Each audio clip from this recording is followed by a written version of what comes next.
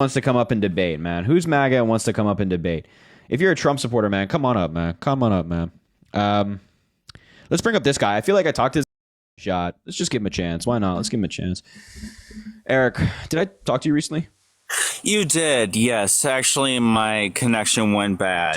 Yeah, sorry about that. No, it's all good, man. Well, tell me, how on earth is it that you are still voting for Donald Trump? It makes no sense. How is that possible?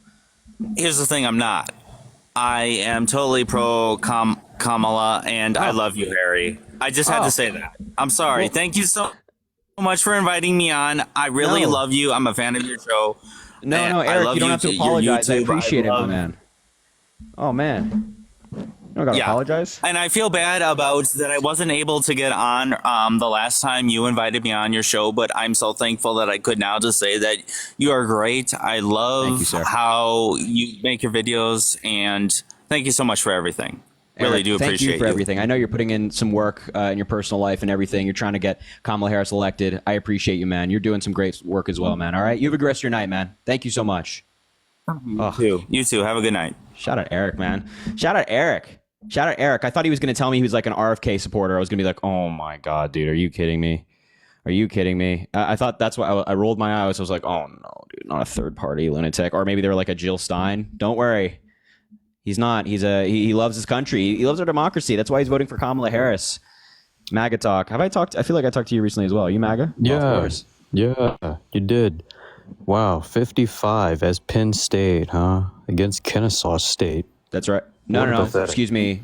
I was Georgia. He was Texas. Longhorns. You said you were Penn State, and he was Kennesaw State. I was up 28-7 when I was Penn State, and he was Kennesaw State. Yeah, I think it's pathetic. So why are you MAGA, buddy? Let's stop talking about NCAA, dude. Why are you MAGA? I think that because I want to make America great again. Okay, what does that mean for you? What does that mean for you? Close the border. We want to close the border. We want jobs, right? We want jobs. So many jobs. We want so many jobs. Anyways, we want people to keep their guns. We want to protect the unborn. Okay. We want to secure the border. We want to drill, baby, drill. Said that. We want that. Man, you just take Trump's talking points from Truth Social and just regurgitate them, huh? That's literally what you're doing right here.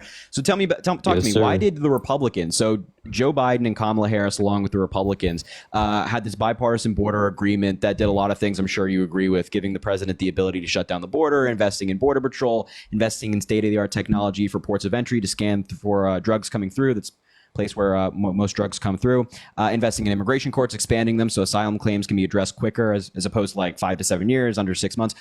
What about that bill do you disagree with? The 80% of it that went outside of the United States. It's not true. Most of that money was not staying in the United States. No, it's only, not true. What was it? 70%, 20% was going to the border, which, anyways, they were still going to allow 5,000 You're confusing two different bills right now. day. You're confusing two different bills. This bill that I'm talking about is strictly an immigration bill. So what do you disagree with? Strictly an immigration bill. Yeah. What do you disagree with? Which one are you talking about? The things I just mentioned to you, what do you disagree with? Say it again. Hold on. Say it again. I thought we were talking about something. No. Never mind. Bipartisan immigration bill. By the way, this bill that you're saying like 70% went out of the country, Republicans helped write the bill. This is not like a bunch of Democrats, let's just do this. No. Republicans were part of this. They were authors of the bill. Yeah, well, they're rhinos. They're rhinos. Senator James Langford. You know what a rhino is? I'm aware what you guys call a rhino. Yeah, but rhino. Senator James Langford, who Trump has endorsed. Yeah, Langford, he's a rhino. Trump endorsed him. Yeah, well, Trump, he's wrong every now and then. You know what? He endorsed the governor of Georgia. He's a complete rhino, too. So wait, let me just get this straight. You know a Republican writing a bill that invests in the border patrol, giving the president the ability to shut down the border, invest in immigration courts, investing in state-of-the-art technology for the border to scan for drugs. That's apparently being a rhino. Yeah, why don't you want to build the wall, buddy? Because the wall solves nothing. If the problem right now is with asylum claims, what does the wall solve? You know what Joe Biden did? He opened up the border on day one. Okay, he what said, did Joe Biden do? We're not going to build any more wall. How did Joe Biden open the border? He said we're not going to build any more wall. And he's saying you know what? We're going to allow all these people from jails, from mental institutions, from prisons to come up through the border and destroy American lives. Time out. What did Joe Biden do? Like policy executive Sign order. Executive order on day one. Okay, what's the executive order?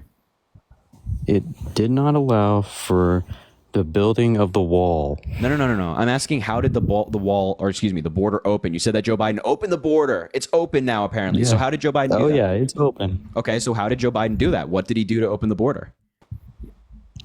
I just told you. He said, you know what? We don't want to build any more. So wait, okay, you're saying that because he stopped the construction on the wall, the border's open. Jails, from mental institutions, from the prisons. That's also nonsense. Venezuela. You're regurgitating talking points. So wait, you're saying that because Biden stopped the construction of the border wall, that opened the border. So then, are you saying that before the border wall was constructed, the border was open? Like Trump's border wall? No, not at all. You know what? Because Trump was building that wall, and he wasn't going to put up with their bullshit, and that they weren't going to come in our country. And so wait, then why are illegal border crossings right now at around the same levels that they were in like 2019 and 2020? If the border's open? Because the Democrats, they blocked the money to be able to build the wall, and Trump, you know what? He did it anyway. It's not answering my questions. How if the border's open because of Joe Biden and the wall's the only thing that's going to stop it, then how are undocumented border crossings at the same level that they were around 2019, 2020, or even 2021 when Donald Trump left office? So, because you know what? Because they know Trump's going to be elected, and they know he's going to come back, and he's going to stop their bullshit. So they're not going to come anymore. So people are not coming into the country right now because they think that Trump's going to be elected in like 4 months and then not take office for like another 7 months. They know what's coming. No, that makes sense. That's definitely a reasonable explanation. It couldn't be anything else. It couldn't be outside factors or maybe an executive order that Biden signed that restricts asylum seekers. No. Asylum seekers, are you kidding me? Do you not see these people coming in through the border? Do you not see them coming in through the walls, the cracked wall? It's like, do you not see that, Harry? You have an amazing ability to not respond to anything I say. Amazing ability. It's quite impressive. No, do you not see that? Do you not see that they're coming in through the cracks? They're not seeking asylum. They're coming in through the cracks. The overwhelming majority of people that we're referencing right now are people who have come into the country or people who are seeking asylum. Which, by the way, hold on now. Coming in through the border, and get it out. Get out your talking point. Go ahead. Get out your talking point. And Kamala, she wants open. She wants open borders. Dude, get the hell out of my live and don't come back. Yeah, jeez Louise, this guy's crazy. All right, if you're MAGA, let me know in the chat. I'll bring you up. Golly, what are we doing here? It's just like, my God, some of these people that come up are just, it sounds like Trump again, man. It's just like sane asylums, mental institutions, that's where they're coming from. And then you say, well, what about X, Y, and Z? No, it's Joe Biden, it's Kamala Harris, that's what it is. Okay, dude. All right, dude. It must be nice living in fantasy land, no? You know, the saying is ignorance is bliss, right? Ignorance is bliss. Must be nice living like that. All right, this guy's gone. Peyton says he's MAGA. Let's see what Peyton's got going on. See if Peyton. I can't invite him for some reason. Let's see if he's in the box. He's not. Maybe I'll just bring up somebody from the box. Let's see here. Andy, I feel like I talked to Andy before. Paul, let's bring up Paul. Let's see what Paul has to say. Let's see if Paul has anything for me. Anything maybe. Vegas rally was epic. Yeah, it was. I mean, golly, what we're seeing from that rally. What's up, Paul? Are you MAGA? Yeah. How old are you? Me? I'm 33. All right, you just got to be above the age of 18. That's why I asked for TikTok Live. All right, so are you MAGA? So first of all, I just want to wipe my face with shit and fucking jeez Louise, dude. All right, Jared, I just invited you. He says he's MAGA in the chat. Jared, you got to come up, bud. Got to come up. Kamala has MAGA shook. Damn right. They genuinely like have no response to what we're seeing. I think I've seen some people on like Twitter today claim that the crowd in Detroit, Michigan that Kamala Harris had was AI. I'm like, you got to be kidding me, man. These people are so damn upset about Kamala Harris, taking a lead. Let's see here. Let's bring up Under Pressure. Just throw him in the box. We'll see what we got. What's up, John? Good to see you, man. Hello? This guy's not here either. My attorney got arrested. That's what MAGA stands for. That's what I hear. That's what I hear. Let's see. Let's bring up James. Just like throwing random people in the box. Just throwing random people in the box. James, hello. Are you MAGA? Yes, I am. How old are you? I'm 21. What year were you born? Yeah, that's always what gets them. That's always what gets them. All right, let's see. That's always what gets them. They can't do the math. You put them on the spot, they can't do the math. It's always what gets them. All right, if you're MAGA, let me know in the chat. I'll bring you up. We can talk. Oh man, look at this. This person has Trump's the photo of Trump after the shooting in Butler, Pennsylvania as their profile picture. Just gotta see what this is all about. Hello, Abby. Are you MAGA? Oh, and they're gone, man. What's wrong with MAGA this evening? Where are you guys running? Davis, come up, man. Come up, Davis. Come up, Davis. Hello. Hello. How old are you? 21. What year were you born? 2003. Okay. All right. Why you MAGA? It's obvious, dude. We had no wars, nothing. It's not true. What about like Afghanistan or getting attacked by Iran or things like that? Hold up. Is Harris black or Indian? She's biracial. So what is? You know what that means? Not necessarily. You don't know. You're saying she's not necessarily biracial, or you don't necessarily know what that means? So she doesn't know her race. No, she's biracial. Her mother is of Southern Asian descent. Her father is Jamaican. She doesn't know her race. You know, honestly, like you guys should run on this. I hope the Trump campaign keeps talking about this stuff. Like Kamala Harris is out there talking about reproductive rights, fighting climate change, lowering healthcare costs, keeping the Republican Party out of people's doctor's office. So you guys should keep running on this. This is good. This is really. She's not going to do any of that. I'm sorry. It's okay. She's not going to do any of that. She really? Yeah. Really? So all these things that she's been pursuing her entire career, and as many of them she's accomplished in her career, you're saying she's not going to continue that work? Do you think she's a good vice president? Yeah. She's led the charge on women's reproductive rights since the overturning of Roe v. Wade. I think that's a good accomplishment. And she's done a lot of good things when it comes to migration and securing investments for triangle countries. It's really not, but okay. So just be clear, you think her securing over $5 billion in funding for triangle countries and countries in South America to develop their economy so people aren't incentivized to come to the United States is a bad thing? What about her smoking weed? She put people in jail for weed. Really? When? When she got asked about weed. Wait. When did she do that? When did she do that? When did she do that? When did she put people in jail for it? She's been putting people in jail for it. For when? All out for years. What are you talking about? When? She's been doing it. When? The past 10 years. When she was district attorney, are you trying to say? Yeah.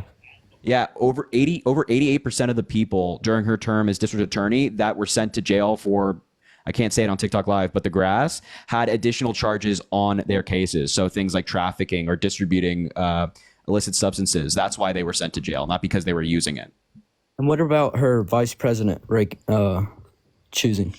He went Tim to jail Walz? for He's DUI. great. No, he went to jail for DUI. You're talking about Trump going to jail. He didn't go to jail. But also, this is something that happened in his past life, and it's wrong. But then he became sober and actually started advocating for sobriety and being obviously sober when you're driving. When he was a teacher, he held classes and stuff like that. Okay, and what about Trump? What about Trump? He doesn't have it anymore. He doesn't. What? He doesn't have any more. What, bro? He doesn't have the files anymore. Why are you? What's so bad about Trump? He might not be. I don't know. Maybe because he's a felon. Maybe let's start there. He's a felon. You think breaking the law is good? Not necessarily. Good. All right. Keep that mentality going in the ballot box. Let's bring up this guy. Or let's bring up Tyler. Oh, I just invited him. Luke, hello. Are you MAGA? I'm not MAGA. Can you hear me? Yeah, it's just a little muffled. Is it under something? Oh, yeah, it was. I'm not sure what that was. No, I'm not MAGA. I'm just voting Republican. So you're voting for Trump? Yes. Okay, so why are you voting for Trump? I liked what he did when he was president for those 4 years. Okay, like what?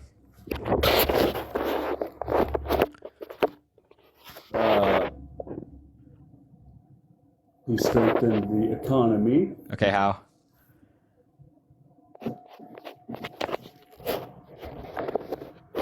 Bringing jobs to America. How did he do that? He actually outsourced more jobs than Obama. So, like, what are you talking about?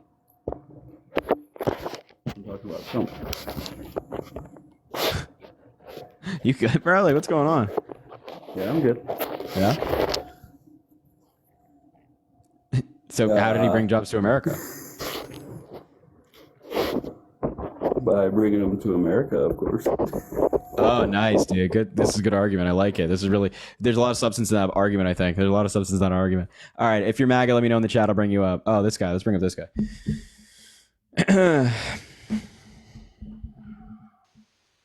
Hello. Are you MAGA? No. Okay. Are you voting for Trump? I just want to do a little therapy session with you. We'll pass on that one. I think you get to go do that with somebody else, buddy. I don't know. Go. Let's bring up Ned. Ned, I just invited you if you want to come up. Let's see. Kevin, I can't invite you for some reason. Shit. Let's get. Oh, come on. Are any of the mods here this evening by any chance that can hopefully filter out people from the box so we can make sure that we keep new people coming up? MAGA weird. Yeah, I like that. Let's see. Anthony? Let's bring up Anthony. Let's see what he has to say. Hello, Anthony. What's up, Harry? How old are you? I'm 42. All right, why are you MAGA? 82. I'm mainly MAGA because I was military, and I like Trump's policies with the military and homeless veterans, and how he visited the veterans in Bethesda Hospital and all the hospitals where they were injured. I did not like Biden's little pullout plan. Yes, it was partially Trump's. I get that. But I don't like the way it was handled. It's just it was only handled that way because it was Trump, and a lot of these people who were behind the handling were also Trump appointees. Like General Mark Milley was appointed by Trump as chairman of the Joint Chiefs of Staff. I understand that. Milley was great, by the way, but great general. But I just don't like the way that Biden handled the pullout. 13 of my fellow Marines died, which is bullcrap. Well, then, do you hold the same standard for the 65 that died under Trump? Oh, I hold the same standard for Trump too. Yes, 100%. Okay. But I am not going to vote for somebody who's not going to take care of the veterans. I'm sorry. Wait, Joe Biden passed the largest expansion of veterans health care in I don't even know how long. The PACT Act, now 1.2 million people have signed up for that program. I've signed up for the program too, and it's still lacking. It's lacking big time. I'm not getting the personal care and mental health problems that I have. I'm not getting any help for that. The mental health is not part of the PACT Act. It was for me. You might get mental health care through the VA, but the PACT Act specifically focuses on people who were exposed to burn pits. Well, I was exposed to burn pits also, and you'll get burn pit treatment through the PACT Act, but not healthcare. Okay, I'm mistaken. I will say I'm mistaken, but the as far as the burn pits and stuff like that, I'm sorry that I just. You got muted by accident. Did you do that the whole time I was in after? No, it was my daughter calling me. Gotcha. Go ahead. I don't know. I don't hate Harris. I don't hate Biden. Bo Biden was a very good soldier. He served well.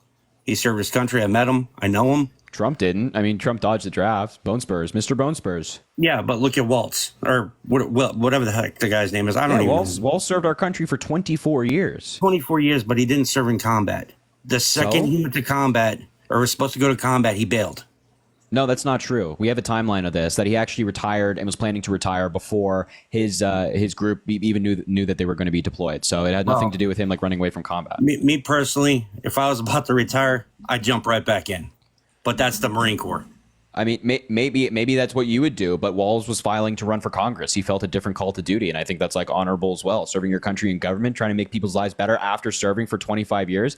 I think that's fantastic. And I just because I don't think that a a veteran's service is less because they didn't see combat. I think that everybody who signs up and goes abroad and serves, or even serves here, should be. Yeah, I treated with agree respect. that. I agree. I do agree with you on that one. 100%. I agree with you on that one, which is surprising that I do agree. But you know, we're all entitled to our opinions. We're all Americans. We've all served our certain ways. I did 5 tours. There you go. Look And at that. And I just want somebody who's going to actually take care of the veterans. I could care less about women's rights. That's their business. I don't, that's not my problem. It's veterans I care about the most. And that's perfectly understandable. But like, if you care about veterans, then why wouldn't you be voting for Kamala Harris, who is part of the largest expansion of veterans healthcare? And then why would you similarly be voting for Republicans who have advocated for cuts to the VA? Like when we had the debt ceiling negotiations, Republicans were proposing cuts to the VA as a way to save money. And Democrats were like, we're not cutting funding for veterans. So I will agree with you on that one. And I was part of those cuts. Believe me, I lost a lot of my paycheck because I'm a disabled veteran. I stay home all the time. Yeah. And I lost a lot of cuts because of that. But just the way he's always portrayed, Trump has always portrayed himself with the military. I'm sorry. He's strong for the military, 100%. But wait, portraying yourself as something and actually being something are two different things. So Donald Trump talks the talk. He says, I love our vets, I love our military, then doesn't do anything to actually help the vets in the military. And then Joe Biden says, I love our vets, I love our military. He actually has a son who served, as you mentioned, Beau Biden. And then he actually makes good on his promises where he expanded veterans health care. And by the way, it was in a bipartisan way. Republicans voted for the bill. So clearly Republicans thought it was good as well. I'm not saying it was a horrible bill. It just doesn't help people like me, who has PTSD and anxiety and TBI. And that makes perfect sense. And I can understand. And you need more assistance. We should absolutely be reforming the VA and funding it more. But I think that if your goal is like helping your fellow veterans, which is an admirable one, by the way, then you should be voting for the people who've actually done that, not the people who talk about doing that. Well, I'll think about it more. I appreciate your opinion. I do. Yeah. All right, Anthony. Hey, thanks for your service, man, and thanks for everything you do. It's awesome. My pleasure, man. Thanks, man. Later. Nice guy. Venmo Cash. I forgot to say this. Venmo Cash App in the link in bio if you want to support the live. Totally optional. But Venmo Cash App in the link in bio. If you are MAGA, let me know. I'll bring you up and we'll talk. Yeah? Sounds good? Sounds good to me. Sounds good to me. Let's see here. By any chance, do we have any mods? Let me check if we have mods watching the live right now. Do we have any mods? Mods. Who normally kicks people out of the box? I don't even know. Anyway. Lena. Lena, I'll give you more mod power so we can basically the box gets full of people and it has like 100 plus, so then we can't invite people. So just like if you would be so kind, just filter out people a little bit in the box. I'll give you the ability to do that. You can manage guests now. And I think that Carrie is watching as well. And of course, there's no pressure for either of you to do this. But just to, if possible. Sorry, I'm like, can't even speak. Linda, let's see if I can't invite her because the box is full. There you go. Linda, I just invited you to live. Welcome. Come on up.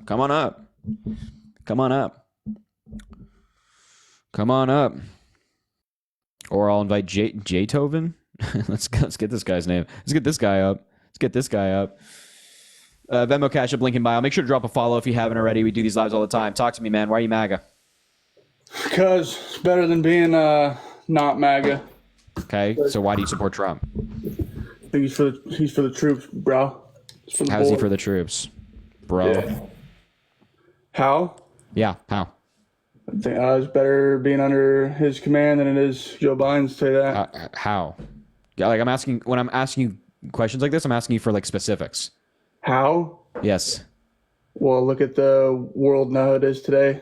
More peaceful when he was in office. Did Trump cause that? How would Trump hasn't been in office for? Yeah, no, I'm asking you. Like, are you saying the world was more peaceful because of Trump? Yeah. Okay, so then why were we attacked by Iran under Donald Trump? Why did our drone strikes go up 450% in the Middle East under Donald Trump if things were so peaceful? Well, I mean, we're ridding the area of Taliban, and now we're funding them. But wait, hold on now. You said that we were peaceful under Donald Trump. So if we were actually going after the Taliban, which by the way, most of our drone strikes were not at the Taliban, we would not be going. That would not be considered peaceful, right? Our drone strikes were towards the Taliban. We raided the area. No. I'm saying yes. Our some of the drone strikes were. The majority were not toward the Taliban. But let's just say they were, right? If you're saying the world was peaceful, if we were peaceful, then why is Donald Trump increasing drone strikes 450%? Because we were raiding and first off, brother, it was towards the Taliban. We were targeting.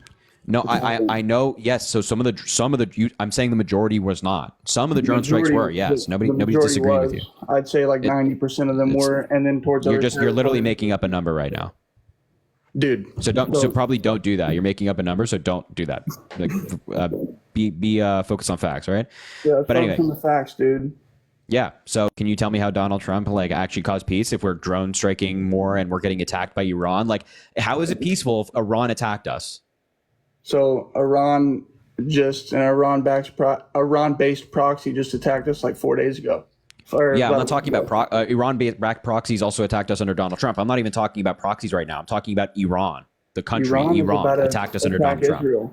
Iran's about to attack Israel. I'm not. Wait. There's a difference between attacking an ally of ours and attacking us. So under Donald Trump, we were attacked by Iran. How was it peaceful if we were attacked by Iran? I mean, we weren't in war.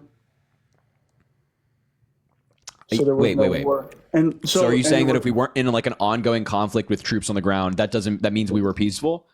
Then you would also agree right now that we're peaceful.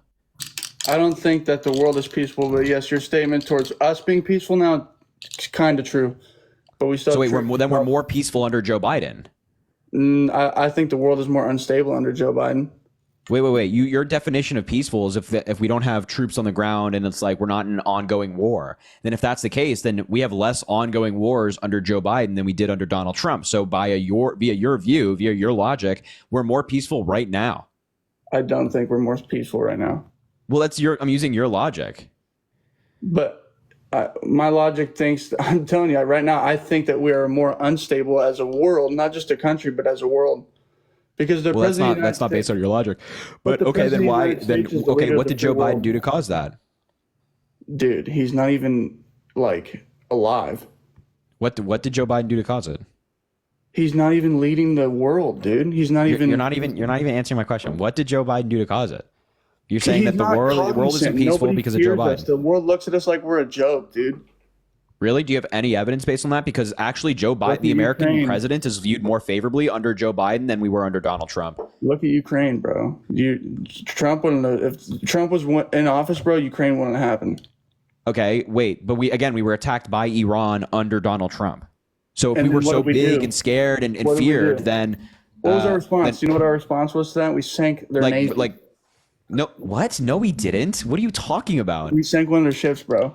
No, wait. Oh my God, bro. This is so crazy. No, we didn't. We were attacked by Iran. But again, even if we did that, it doesn't matter the response. Your claim is that we're so big and scared and feared under Donald Trump. So if that's the case, then we wouldn't have even been attacked by Iran under Donald Trump. But that's not true. So maybe your whole talking point of Trump is just so big and scary is nonsense. By the way, why do his own former national security advisors and foreign policy advisors don't support him? They're saying that he's incompetent and that these foreign leaders laughed at him if he was so big and scary. Well, let's backtrack here. I think that the world will always have a terrorist organizations to attack the United States because people don't like us across the world.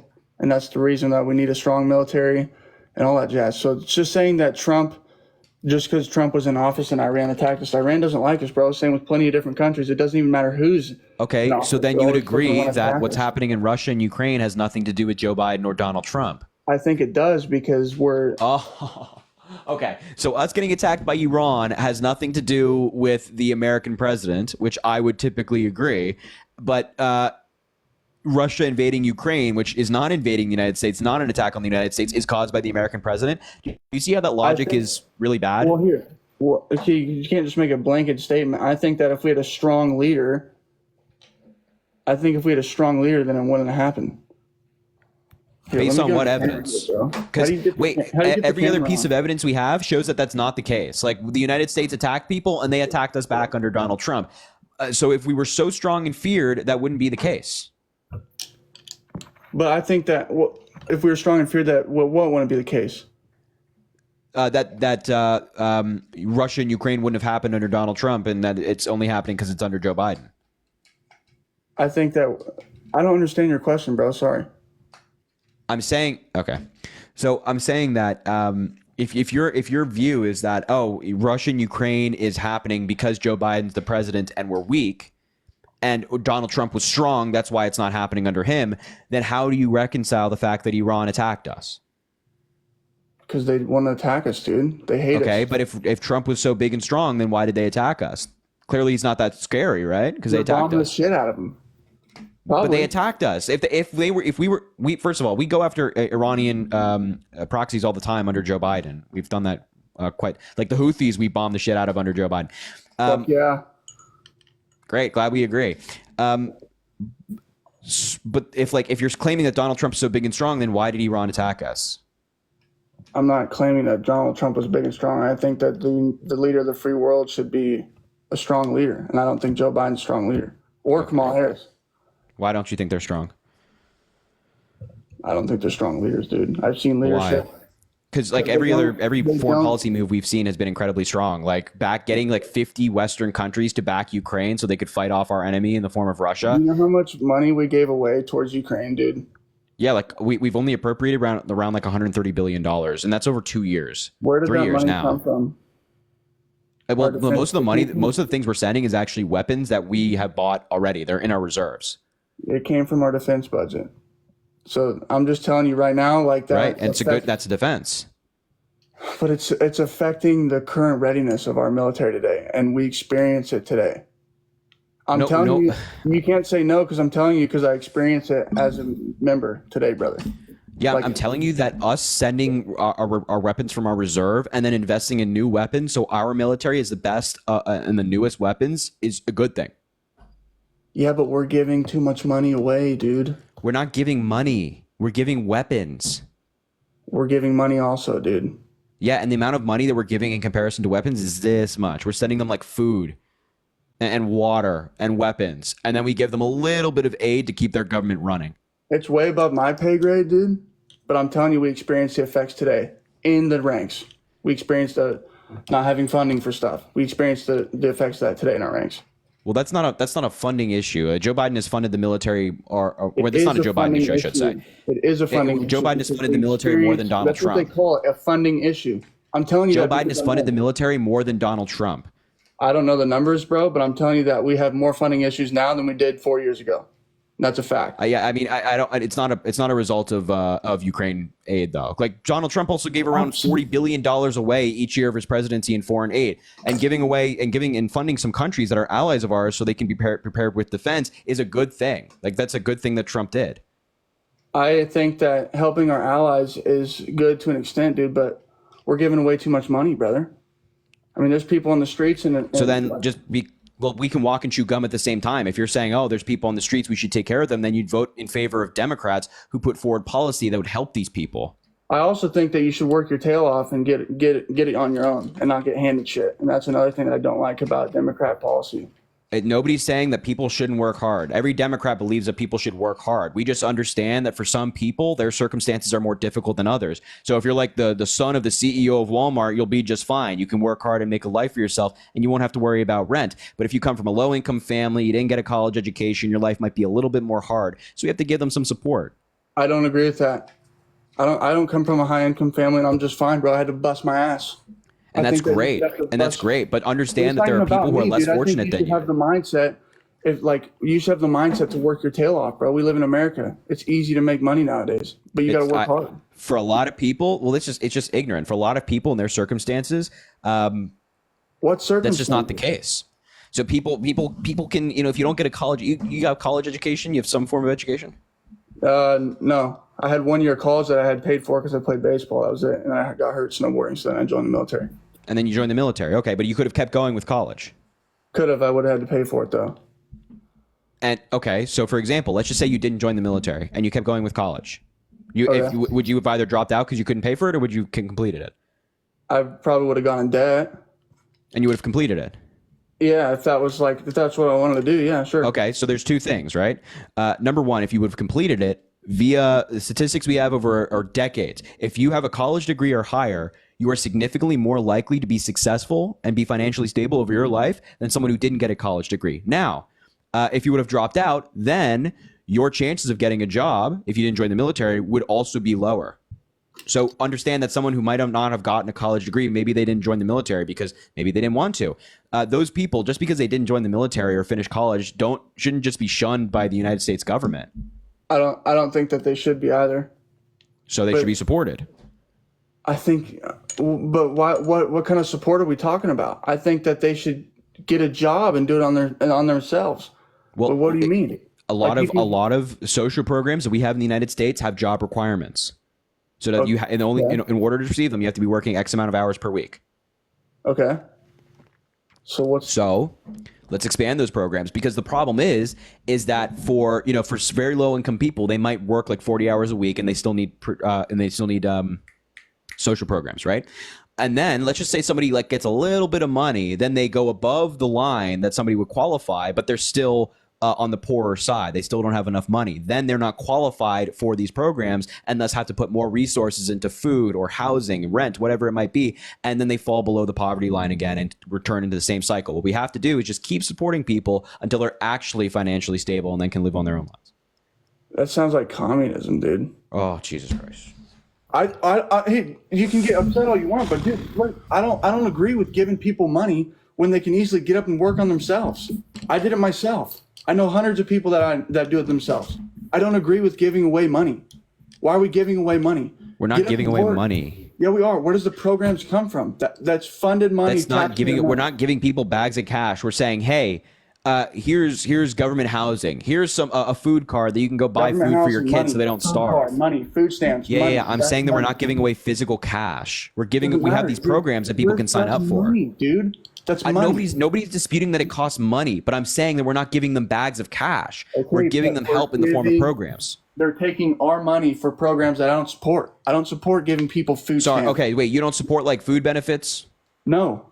Okay, so a single mother of 3 who's working 2 jobs and is barely getting by. She needs to feed her kids. She doesn't have enough money after tax and all that stuff to feed her kids. You're saying that, hey, well, all right. Well, first of all, maybe Republican policy. Maybe the abortion was banned in her state and they forced her to have 3 kids. I don't agree with abortion. Okay. I don't agree. Okay, so wait, let me just get this straight. All right. So you have a mother, you have a woman, she gets pregnant, she's not financially stable enough, she's single, she's not financially stable enough to take care of the kid. She wants to get an abortion so she can take care of herself and not have that extra financial burden. Then you and the Republicans say she shouldn't, and then when she has the kid, you don't want to support her. Dude, listen, I think is that right? I think abortion is murder. Oh my God. Like, I have a set belief system. I'm a Christian. I think abortion is murder. I think gay marriage is wrong. It's against my beliefs. Okay. I understand you think abortion is wrong, whatever. But then you also don't think that the mother, who you are now forcing to be a mother, should be taken care of and given some support from the government if she's not able to take care of herself. So first off, like, yeah, she's pregnant. She had a kid. Like, she got pregnant. It's not my fault she got pregnant, bro. That's not my fault. It ain't your fault. So just screw her, right? Just what? Just screw her, right? It's her responsibility. She has like 9 months of pregnancy. Then she has to like have the child. Then she has to recover from having the child. She can't work during that time. Let's just say she doesn't have paid leave or something like that. And she can't make money. She's not making money because she's just giving birth.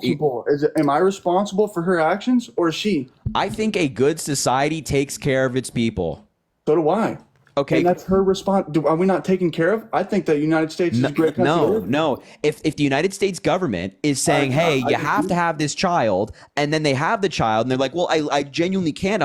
I don't have the financials to be able to take care of a child right now. They're saying, it doesn't matter. Then you force them to have the child, and then they have the child, and they become poor. They fall below the poverty line. They can't feed the child. They can't feed themselves. They can't pay rent. They're on the street. Yeah, I think that society should be saying, hey, we should take care of that mother. Make sure that she has housing. Make sure she can feed her kid.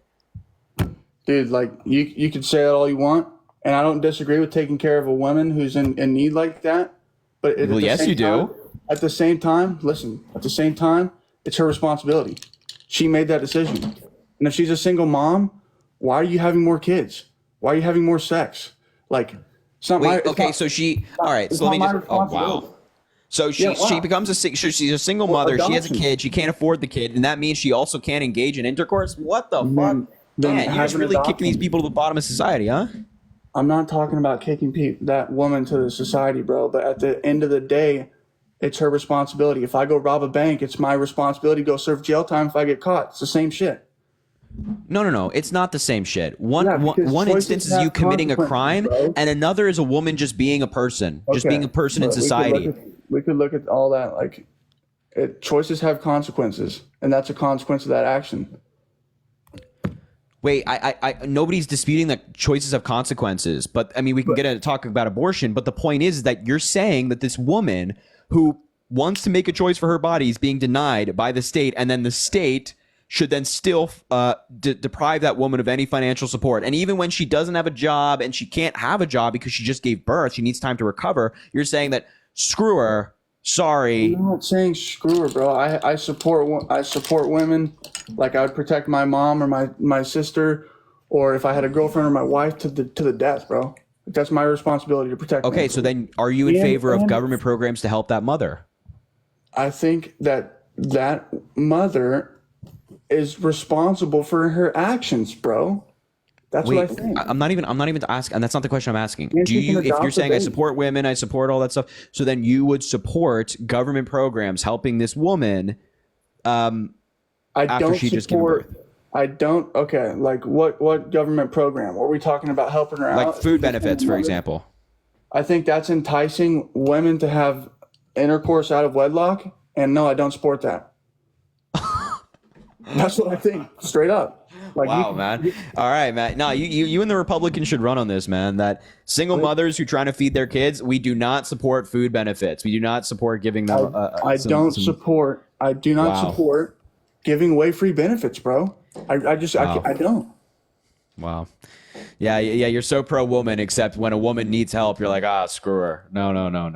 I'm not saying screw the woman, dude. I'm saying that she is responsible for her actions. Let's get on to the next subject. Or whatever. We can keep talking about this. I don't care. But you seem like an interesting guy. So what else do you want to ask me? Why I believe what I believe? I don't know, man. Why do you? I mean, you said the military, which is a stupid reason to support Trump.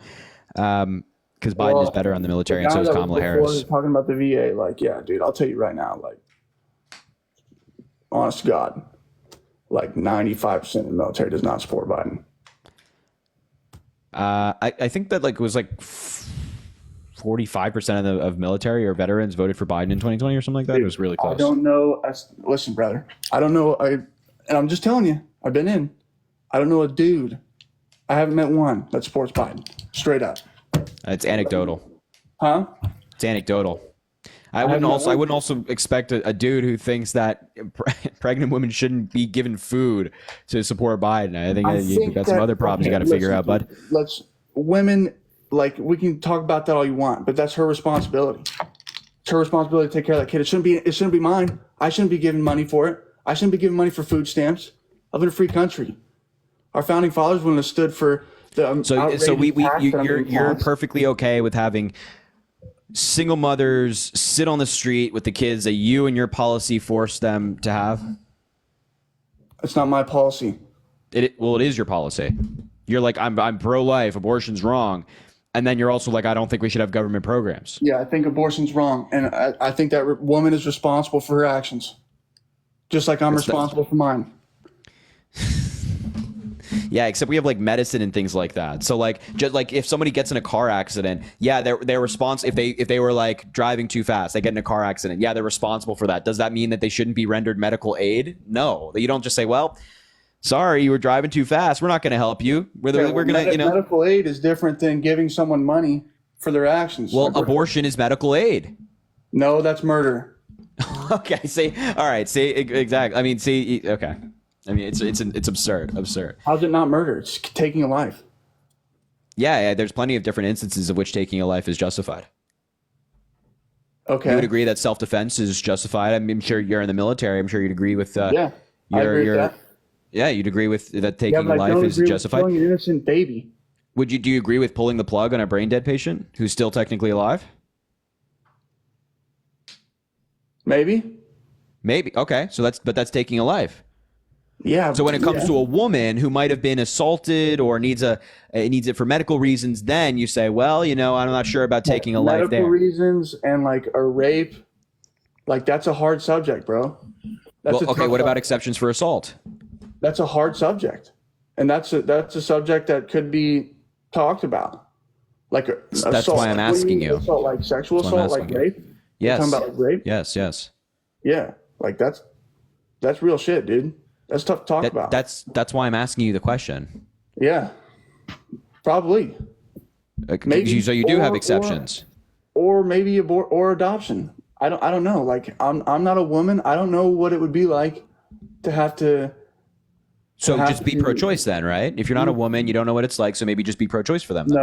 No. What I'm saying is, if I can only imagine what that would be like, and that would be shitty. So yeah, what do you think we should do about that? What I don't know, bro. That's.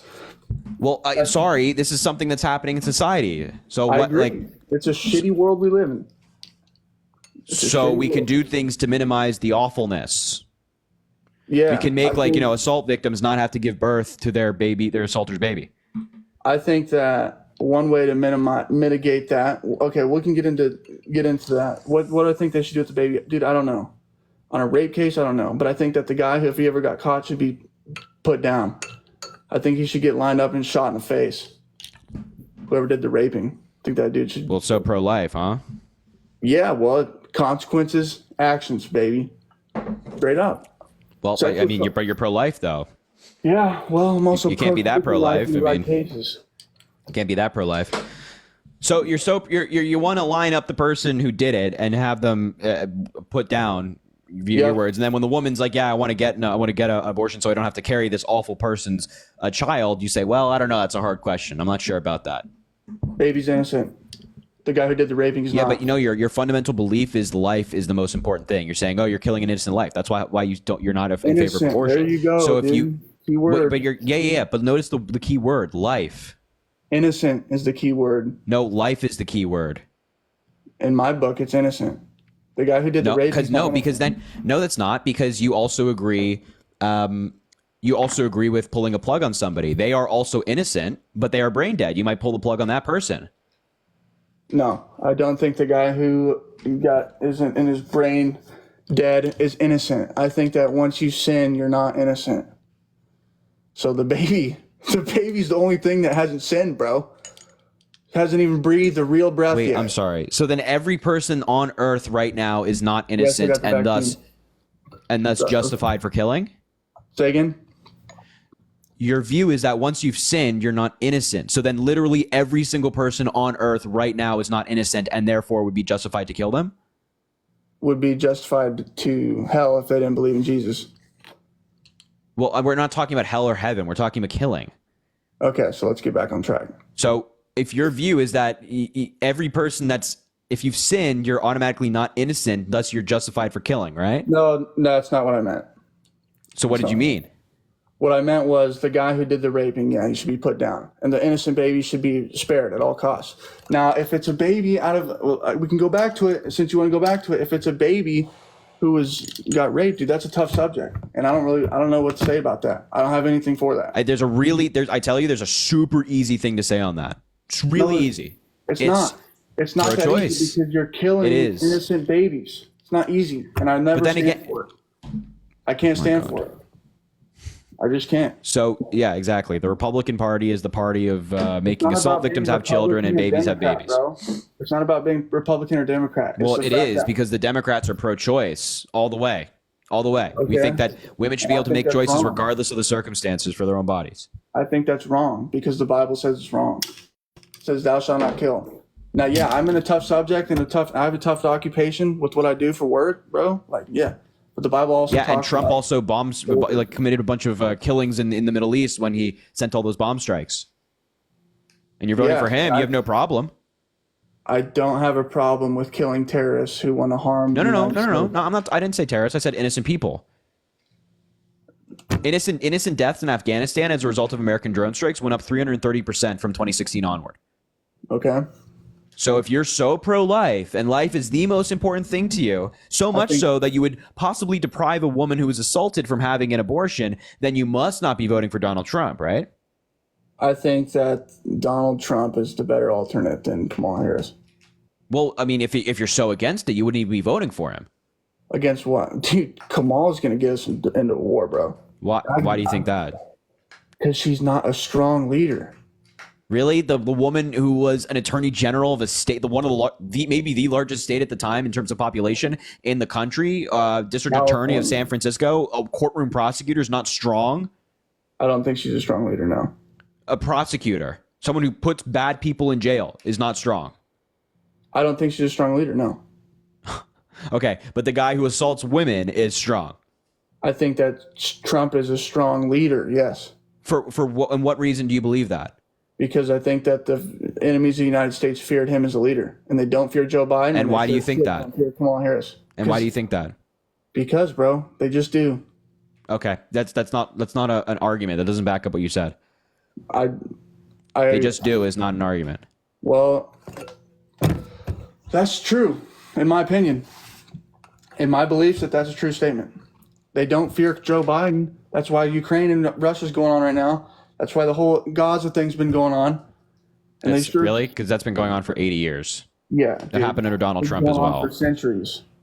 So it's a nightmare over there. Yeah, the modern conflict has been going on for 80 years. Yeah, it's a nightmare over there.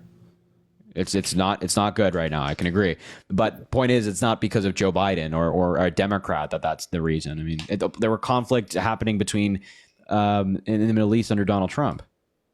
I agree, big time. So it's not okay. So it's not because of Joe Biden.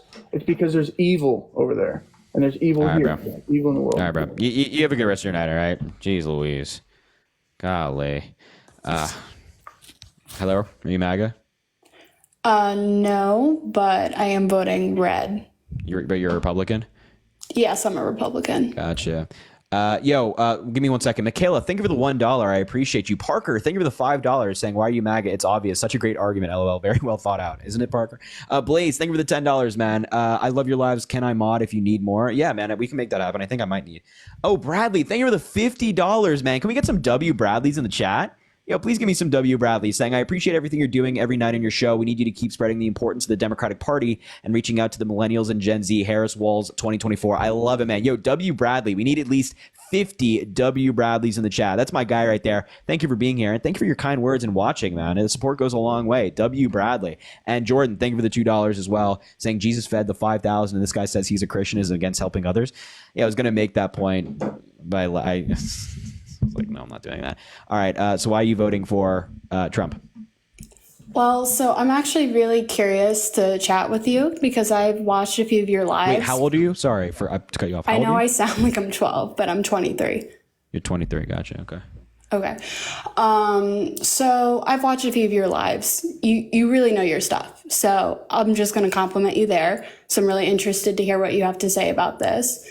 But the border's a mess right now. I mean, Kamala's been given one job as her VP. Well, she's been given a lot of jobs, but that was her main one.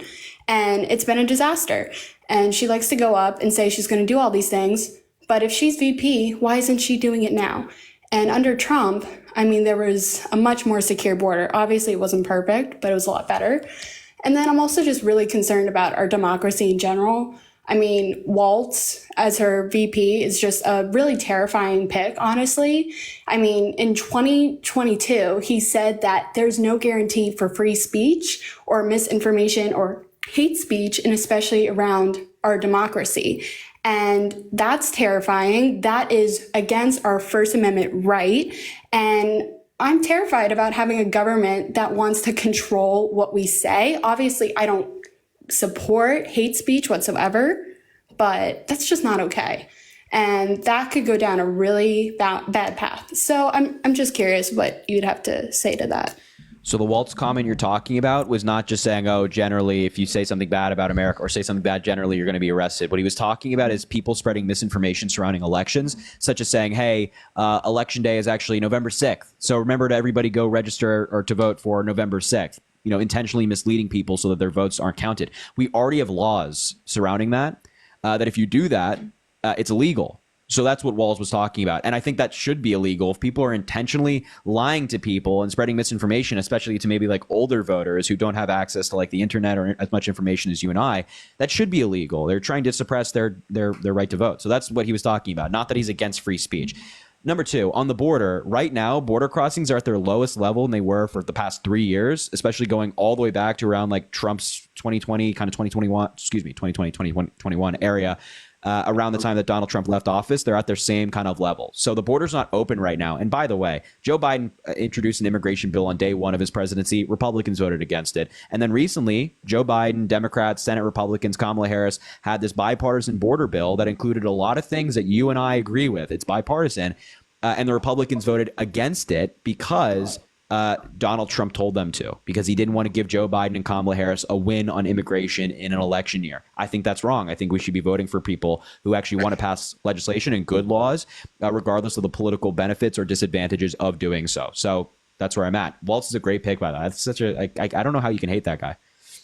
I mean, yeah, the pictures online of him with pigs and stuff are cute, but I don't agree with his policies. So what don't you agree with? The free public school lunch?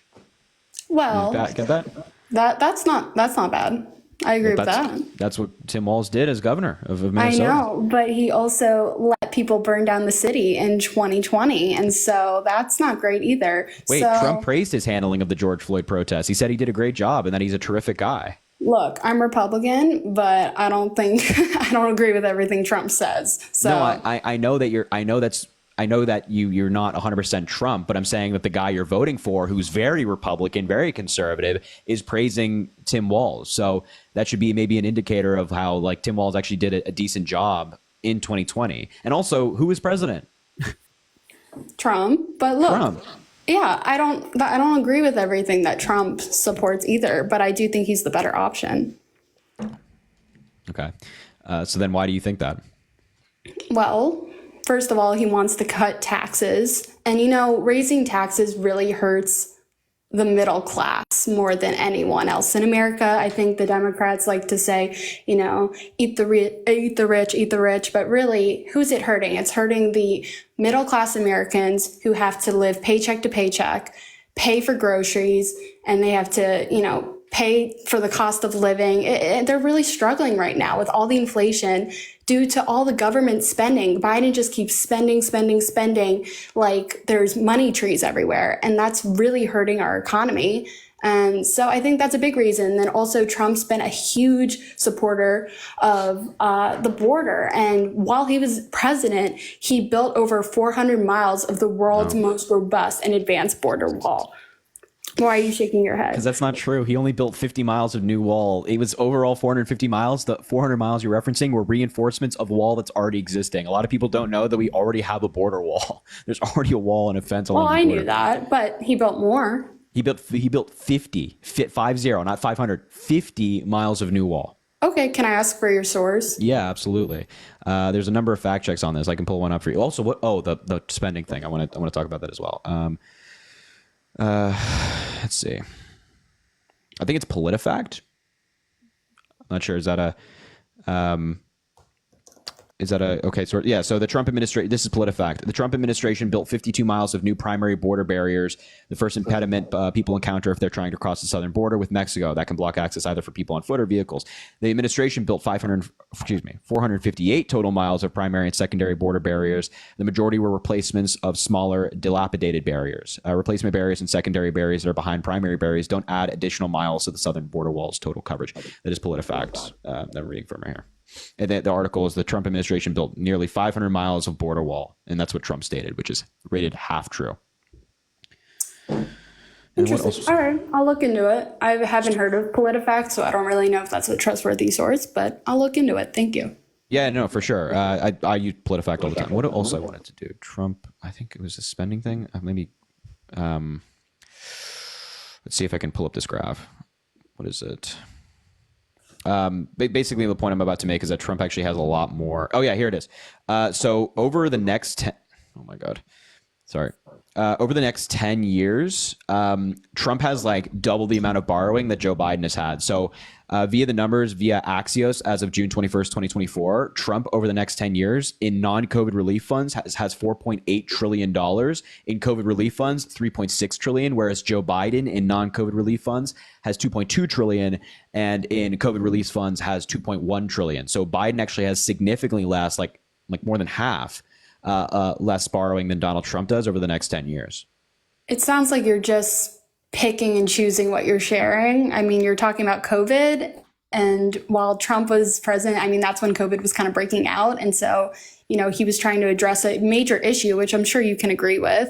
And while Biden was president, I mean, it was kind of, improving in America. So I don't know. I'm looking at COVID spending and non-COVID spending. If we just want to focus on non-COVID spending, I'm happy to do that. Trump's at 4.8 trillion, Biden's at 2.2 trillion, and that's 10-year borrowing. And what source is this? Is this the PolitiFact again? This is Axios. Axios. Okay. I'll look into that. And the article is called "Trump Ran Up National Debt Twice as Much as Biden, New Analysis." It's published on June 21st, 2024. Okay. Thanks. No, I'm generally just interested in why you think the way you do. So I appreciate the sources, so I can kind of do my own research and look into it, because I try to be very fair to both sides. But I definitely lean right because, it just makes more sense to me. So what state are you voting in? Maryland, so I really don't have much of a say, but okay, thank God. Sorry. Oh, wow. sorry. As long as it's not like a swing state. If it's Pennsylvania, then I'm like, what's that? But as long as it's not a swing state, you should still vote. But appreciate that. As long as it's not in Pennsylvania. But yeah, no, I'm in Maryland, so just outside DC. And then do you have anything else? I have a question for you, unless you want to head out. It's up to you. What's your question? You said that voting right makes more sense to you, like based on what? Like, how does that make more sense? I don't know. It does, as I mentioned, taxes. I'm also just I feel like my approach is less government control. And so I know you can make an argument with some things on the left with that. I see your little smirk, but and I just feel like the right is a little bit more, rights to is given to the states. And I feel like the left is a little bit more about big government and spending. And I'm just not for that. So. Okay. How about the, Republicans walking into women's doctors' offices? How's that like less government? What do you mean, Republicans walking into women's doctors' offices? So, like, trying to restrict reproductive rights, making it harder for right? OBGYNs Yeah, I to knew do you were their going job. to bring that up. See, again, I'm like very anti-government control, and kind of like the last guy, I am Christian, but I think there should be a separation between religion and government. So, look. I'm personally pro-life. If I got pregnant, I would not get an abortion. I would not kill the baby. I obviously understand that there are horrible circumstances that happen where, a woman gets raped, or I don't know. That's just one example. Or she's, going to give birth, but the baby could kill her. And that's an act of self-defense. Like, totally understand. Right. But when it comes to that, look, it's hard. I think it's a morality thing. So I always have a hard time with where I fall on that spectrum. But look, I think that's not something that I'm like really passionate about with like a firm answer. So I don't know. I'm not the right person to debate about that. But you are passionate about government interference. That's why I ask. So if you're passionate about government interference, you're saying, I don't want the government in my business. That's perfectly fine. No problem. But then I think that it should extend to everything. It should extend to schools, to your doctor's offices, to the voting booth and things like that. And the Republicans are trying to invade every single one of those things now. I mean, in education, they're banning books. They're saying that, if gender can't be talked about or sexuality can't be talked about, that's against the law. I think it's because they want to protect their children, and young children, they don't really know a lot. Like, they're really innocent, and to be pushing a lot of confusing propaganda on them can just really mess with their brain. Look, I think it should be up to the parents to decide how they want to raise their kids. And then once the kids are older, they can deal with these complicated issues. But I have a friend and she grew up kind of a tomboy, right? And if she'd been told like at a young age, oh, you could become a boy, she probably would have become transgender.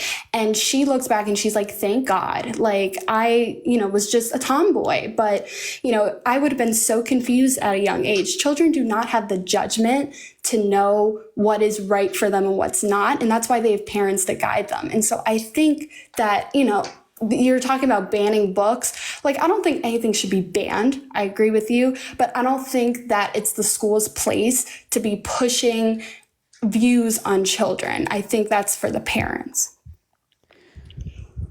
Well, first of all, none of this stuff is being pushed on young kids. Also, people who are trans they don't just become trans because someone tells them that they can become a boy, right? If your friend's a tomboy, they're not going to be like, oh, well, now I'm going to be a boy because I'm a tomboy and that means I'm going to transition. That's not at all how people who are trans. No one's telling them, but they may say, hey, maybe you're actually a boy stuck inside a girl's body. And then the kid gets confused, right? And then people grow up and then, some of them stay that way. And then others are like, wait, I made a huge mistake. I regret doing this to my body. I mean, kids don't have the judgment for that.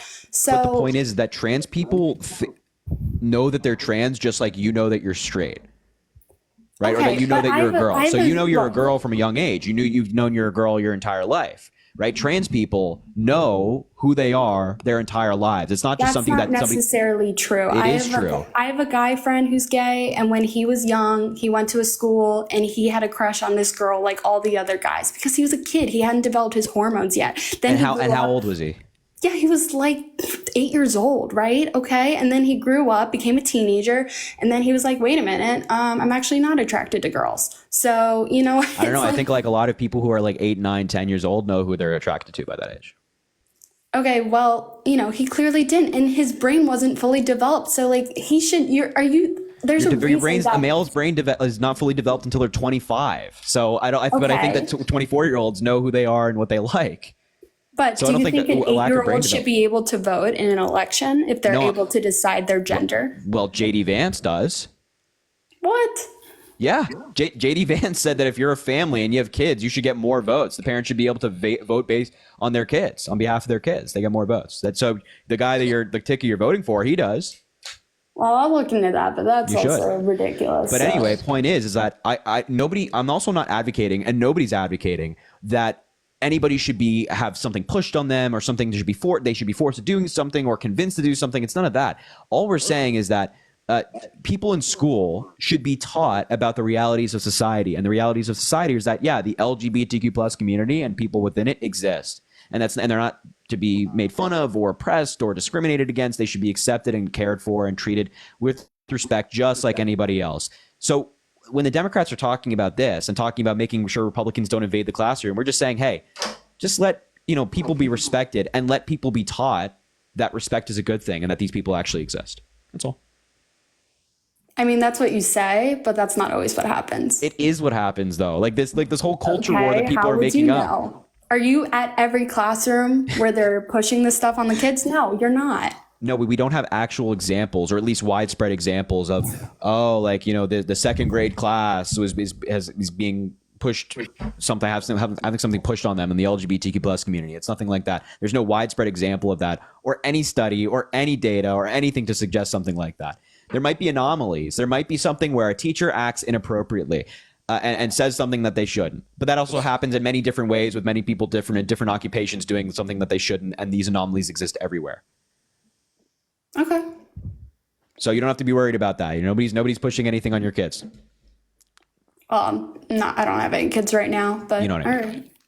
Yeah. Okay. So yeah. All right. Do you have any other questions? Yeah, the felonies, you don't care about that? I mean, again, like Trump was not my first pick at all for a Republican nominee, but I'm voting more on his policies than it's obviously not great. So no, it's not great. But you don't think that like the felonies or something? Okay, that's fine. I won't even, there's so much to address. The sexual abuse, being found liable for that, you don't think that maybe that's something you probably shouldn't vote for somebody, even if they've done, even if you agree with their policies? I mean, yeah, I also don't think that's great either, but what I care about are policies because that's what affects actual Americans. Not saying that, I mean, look, Trump affected people. I understand that. I don't think he's the best person in some ways, but I think his policies actually help Americans and help people. And I think that overall, that's what's most important. So. And what policies were those that he passed? We've gone over this. No, I know what policies you agree with, but you're saying that Trump's policies are things that help Americans, and we already saw him have one term. So what policies did he pass in his first term that you think helped? Tax cuts. I just said that like 10 minutes ago. That's it? That's the thing that comes to mind. Look, it's late at night. I'm tired, so. And I get that, but just tax cuts, that's all. Like nothing else. Like, Joe Biden and Kamala Harris have invested in infrastructure, veterans health care, capping insulin at $35 a month, expanded cancer research, things like that, manufacturing in the United States. Like, I'm not a politician and I'm also not as into this stuff as you are. So I don't have like a million facts listed, but he's had great foreign relationships. He's really helped our military. And he's helped secure the border. He's also brought a lot of jobs to America. I mean, I'm 23, as I mentioned, right? So many of my friends are struggling to just get a job. The market's awful right now. And it really scares me that all these illegal immigrants are coming in and our tax dollars are just going to keep going towards funding their health care and all this other crap when we can barely afford to live. What? They don't get health care. Yes, but Kamala wants them to get health care. No, that's not true. The only people said that. No, she didn't. She said that she would not support legislation that deprives anybody in this country of health, education, and safety. And that's just her saying. That's not her endorsing a legislation that gives undocumented people health care. That's just her saying that, I wouldn't support a policy that explicitly prohibits these people from getting health care. Because, for example, the state of California could pass a law saying that we think that undocumented migrants should have health care, which I don't necessarily think is an awful idea. And she wouldn't support a policy that would stop California from doing that. She literally said in an interview, I don't know if I can pull this up right now, but she literally said in an interview that when she was asked directly, I don't remember word for word, right? But they were talking about illegal immigrants. She said she would not deny healthcare access to any person in this country. That is giving healthcare to illegal immigrants. Those are our tax dollars. Well, that's not what she said. What she said is she wouldn't support legislation that deprives anybody of health, education, and safety in the United States. Yes, exactly. That includes illegal immigrants. No. But I just explained this, that she'd say she would be against any policy that prohibits that. So as I mentioned, an example of California, if California wants to give undocumented migrants health care, Kamala Harris is saying I'm not going to support a policy that prohibits the state of California from doing something like that. Weren't you just talking about states' rights? Weren't you just saying that I support states being able to do what they want to do? I do, yes. Okay, so then you would also be like, I'm not going to support a policy that prohibits anybody of depriving people education, health, and safety. You would be of that same view as Kamala Harris. No, I'm against giving health care, education, and all this other stuff to illegal immigrants. You're against them getting an education? Yes, they're illegal immigrants. They need to come into the country legally. They're people. I understand we have to they're stop people. talking about. Wait. We have to stop. I have a soul. I understand they're people, but it is not fair for all of the immigrants who come into this country legally and go through that long process of becoming a citizen for people to just sneak in and get all these government benefits just so that they'll vote for the Democrats, right? Oh my God, that's literally what's happening. The Democrats are paying for their health care and their education, and then they're like, oh, I love this, so I'm going to vote for a Democrat. That's exactly what happened. First of all, it's actually not happening. A lot of migrants that come into the country, this is what I was thinking of. In Pyler v. Doe, we have a Supreme Court case on this that says that undocumented migrants are entitled to an education. So this is not liberal policy. This is the Supreme Court interpreting the Constitution in a way that grants undocumented migrants access to an education. So she's saying I wouldn't break the law because depriving them of that education would be against the Constitution of the United States. And then as we talked about, giving states the rights to do what they want to do. Also, Democrats are not bringing in migrants to vote for them, and they don't get health care. Undocumented migrants get no social programs. via federal government social programs, they do not. They might get state programs in a given state, but they do not get programs from the federal government. Kamala Harris and Donald Trump cannot control what a state does in terms of giving them programs unless they pass legislation through Congress, which would be deemed illegal. Okay. Well, so I hope that doesn't actually become a federal thing, because that'd be pretty scary. You would be okay. So then don't. But the Republicans would be far more in favor of passing a law like that than the Democrats would be. You agree with Kamala Harris's sentiment saying like we wouldn't block a state from doing that, or I'm not in favor of doing that. I'm not. She said she would not. Okay. She said she does not have an issue with providing education and healthcare to illegal immigrants. Okay. That's not what she said, though. That's literally not what she said. She did not say that.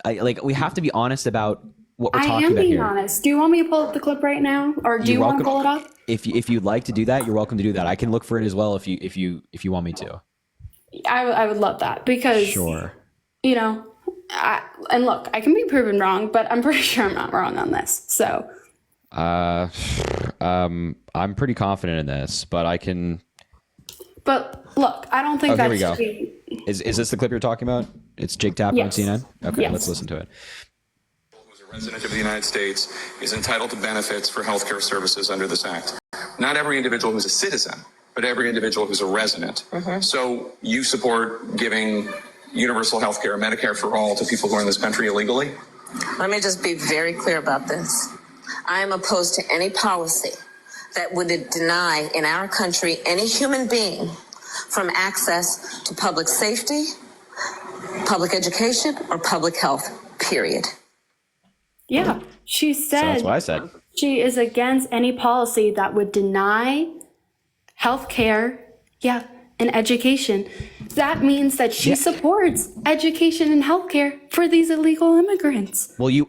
Well, so does the Supreme Court, I guess. I mean, on the education front, but that's literally what I was talking about, in the sense that she is not in favor of legislation that blocks a state from doing that. She just said, I will not support legislation that blocks somebody from doing that. She didn't say, let's give all undocumented migrants health care.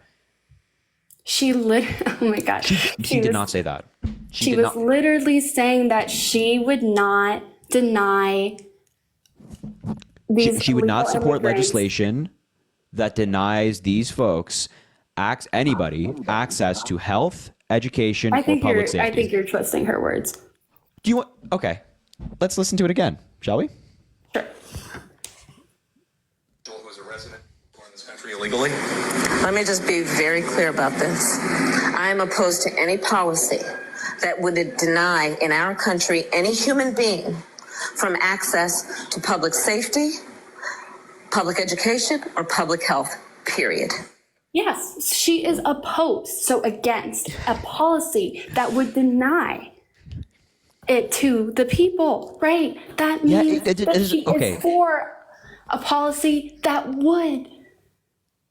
No, it doesn't. The inverse is not inherently true. Yes, it is. No, it's not. No, it's not. Because as I just said, for example, you would not be in favor of a state of the federal government, in your specific view, telling a state that banned abortion to not do that, right? Because you think that the state should be able to make that decision. Yes, I think the state should be able to make a decision about abortion. Okay, great. So that's one thing. You're saying, I would not support legislation that allows the federal government to tell a state what to do. But then similarly, you're pro-life. That doesn't mean you support abortion. That means you just don't support the federal government telling a state what to do. So that's the same thing. You might say because the inverse is not inherently true. You're saying, I wouldn't support the federal government telling a state what to do when it comes to abortion, but that doesn't mean you're pro-choice.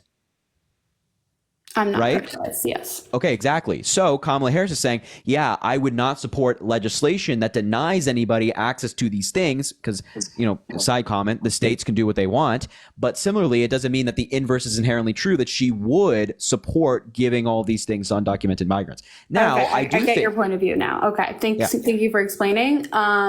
Yeah, but she didn't say that, oh, this should be a state's issue. She didn't say, I mean, it just baffles me because it's not okay to be having illegal immigrants coming into this country. She talks all the time about how Trump is a convicted felon, which he is, okay? But then she's okay with all these illegal immigrants coming into the country? Like, she hasn't spoken. She has talked about what she's going to do to fix the border, but she's in office right now. Like, work on it now. Well, she's vice president. She doesn't have any authority to do that. However, okay, excuses.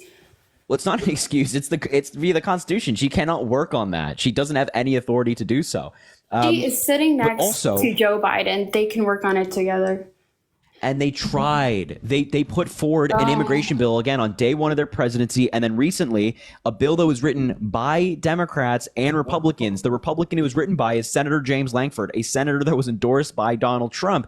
And the bill did, as I mentioned earlier, a lot of things that you would agree with: investing in Border Patrol, giving the president and the Border Patrol the ability to shut down the border if he becomes overwhelmed, investing in technology at the border to scan for drugs coming through, investing in immigration courts to expand it so more claims can be addressed, so people who have improper asylum claims can be removed from the country quicker. And of course, making it harder to seek asylum. These are things that Democrats and Republicans agree on, yet the Republicans voted against the bill. So we've tried. Now it's no longer the burden of the Democratic Party. It's the burden of the people blocking the policy. All right.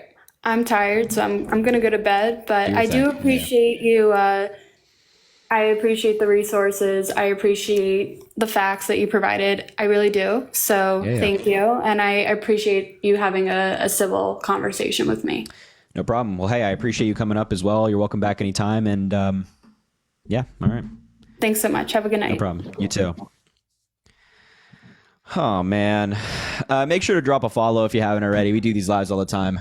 They're fun, as you can tell. They're fun. It's a good time, you know? Trayvon, thank you for the $15 on Cash App. I appreciate you so much. Thank you, Trayvon. Thank you for coming back here and supporting. Eugenia, thank you for the $3 as well, saying keep up the great work. Eugenia, I appreciate that so much. Thank you. Oh, here we go. Hold on now. Larry, thank you for the $50 on Venmo, saying debate. Yo, can we please get some W Larrys in the chat? That is crazy. Thank you so much, Larry. I appreciate you. W Larry in the chat. I need at least 50 W Larrys. Shout out, Larry, my man. Ashley, thank you for the $10 as well, saying thank you for defending women and our rights. As a single mom, I'm grateful and inspired by your dedication to the future of our country. Ashley, thank you so much for being here. Thank you for your dedication to the country as well. And I hope you're doing well. I know you're doing a lot of hard work personally, so keep it up and keep persevering. That's the name of the game, isn't it? Carrie, thank you for the $47, Carrie. I appreciate it so much. Can we please get some W Carries in the chat? Please, Kari, the amazing Carrie. She's always here supporting. She's fantastic. Saying, hope to see you at the DNC. Are you going to the DNC, Carrie? Maybe comment on this and tell me if you are. Celebrate the achievements of the Democratic Party and rally around our nominees, Harris and Walz. The party needs you. America needs Harry, says Carrie. You heard her. I appreciate that, Carrie. W Carrie in the chat. She's amazing. We love Carrie. A longtime supporter as well. Danielle, thank you for the $5, saying, because of you, my 16-year-old autistic son has a love of politics and watches you every night. His name is Connor. Keep being awesome. Harris Walz 2024. Danielle, thank you so much. And tell your son I said hi, and I appreciate his involvement in politics at a young age. That's amazing. So he's fantastic, and you are too. So, man, that's awesome. Alana, thank you for the killer. Thank you for the $2. Check my IGDM. Sent you a screenshot of a concerning notification I've never seen on live before. I will make sure to do that. Thank you. And Jacqueline, thank you for the $9. Jack Eileen. I'm butchering it anyway, and you spelled it out for me. Golly. Donated before, but I'm again because you are the GOAT. Thank you for roasting these uneducated Americans. Jacqueline, thank you so much for the $9.71. I appreciate you. You are amazing. Thank you for being back here. All right. If you are MAGA, let me know in the chats. I will bring you up. We will talk.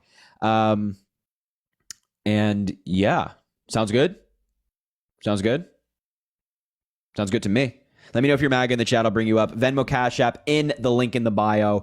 If you want to support, that is the best way to go for it and find it. Because, some people try to impersonate me on Venmo and Cash App, and then people send money to the wrong person. It's a very sad situation. These people are very annoying. So the link takes you directly to it. It's just the best way to go about it. Anyway, I digress. Hellbent says he's MAGA. Hellbent, I just invite you, buddy. Don't talk in the chat and not come up. You would never do such a thing. Isn't that right? Isn't that right? Make sure to keep double tapping the screen as well. And of course, drop a follow. You know, we do these lives all of the time. Melissa, I just invited you as well because I don't think this guy is coming up. I think he is. Wow. G5 hairspray. Love you, Harry, sis. And I follow you before you hit 10K. Are you kidding me? Golly. Shout out you, hairspray. I appreciate that. Before I hit 10K, you're kidding. Wow. That's inspiring. I appreciate you being here. Thank you. Thank you for rocking with me for so long. Golly. P, hello. Are you Maga? Hey, what's going on? Not much, man. How about yourself? Uh-oh. What's going on here? You went off TikTok live. I can't hear you if you go off TikTok live. Oh, can you hear me? There you go. My connection's bad. I'll drop you down. I got you. Melissa, are you Maga? Yes, I am Maga. Can you hear me? I can hear you. Golly, why are you Maga? Why on earth? Well, first and foremost, I do support women's rights. Yes, I am pro-choice, but for certain circumstances, obviously. Obviously, the life that if the child is going to die, the mother is going to die, rape, incest, obviously. But I do think that life begins at conception. So that is also, I think the child should have a life, a reason, a voice, a living cell. A cell is living. So I believe that a child at conception is a life. So first and foremost, I believe that. So that's one of the reasons why you're voting for Donald Trump? Yes, correct. And I also support secured borders very much. I'm not. Secured borders. Yeah. So, then you're against an IUD, right? No, I'm not, because I have an IUD. Oh, wait. But I mean, if you believe that life begins in conception, then you'd be against IUDs. So not necessarily. So I'm a very open Christian. I'm very much basically a moderate, if you want to kind of say that. I'm not extreme of either side. Does that make sense? No, I hear you. But if you believe that life begins at conception, a key part of pregnancy is once the egg is conceived, implanting on the uterus, and IUDs can stop that from happening. Correct, but I don't want to get pregnant. So that's the reason why I'm preventing myself from getting pregnant this time. No, I understand, but then you'd be against women having IUDs because you'd say like, oh, that's murder. Because if you think that life begins at conception, you'd be against IUDs. Yeah, not necessarily though. But why not necessarily? Because if that's what an IUD does, and you believe life begins at conception, and that's what an IUD does, then you'd be against IUDs, which would be absurd. You'd be against yourself. Pregnancy. It prevents pregnancy. So I'm not actually pregnant. Does that not make sense? Like I'm not. It would make sense if I'm pregnant, or and I'm trying to kill a child, but I'm preventing myself.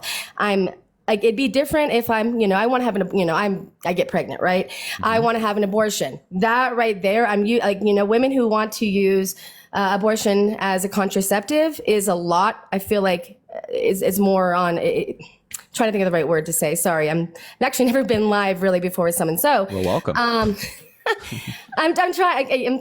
I want to have a good conversation. I'm not here to fight. I'm not here to everyone's entitled to their opinions. Okay. It's fine. So the way I look at it is IUD is there to prevent. Right. When it comes to using abortion consistently as oh my gosh, I don't use a condom. I got pregnant and. I'm just going to go ahead and have an abortion. So I think that is worse than protecting yourself from getting pregnant. It's kind of like using a condom. I fully agree with you that that is what the main purpose of an IUD is, but it can also prevent implementation on the uterus, which is a key part of pregnancy. So if your view is that life begins at conception, and anything after that, the termination of that egg, that fertilized egg, is murder or is wrong, then you would be against IUDs. That's my point. Okay. That's cool. I guess then I'm a little indifferent, I guess. I don't know. So maybe you don't think that life really begins at conception then, right? Maybe? I guess I'm open. I don't know. I'm just... Okay. Well, all right, but then that's fine. I just wanted to point that out. But aside from that, how don't you think that the pro-life policy in practice is rather awful? Say that again, please. Don't you think that pro-life policy in practice is awful? Like it does more harm than any good? Oh no, absolutely. So my whole thing is I believe that abortion should be allowed because I feel like the woman would do anything. They would need, honestly, sorry, my words. I feel like if there were like no abortion, if it was completely illegal, women would do more harm to themselves compared to if there was if abortion was, you know. So you are in favor of abortion being legal? Yes, 100%.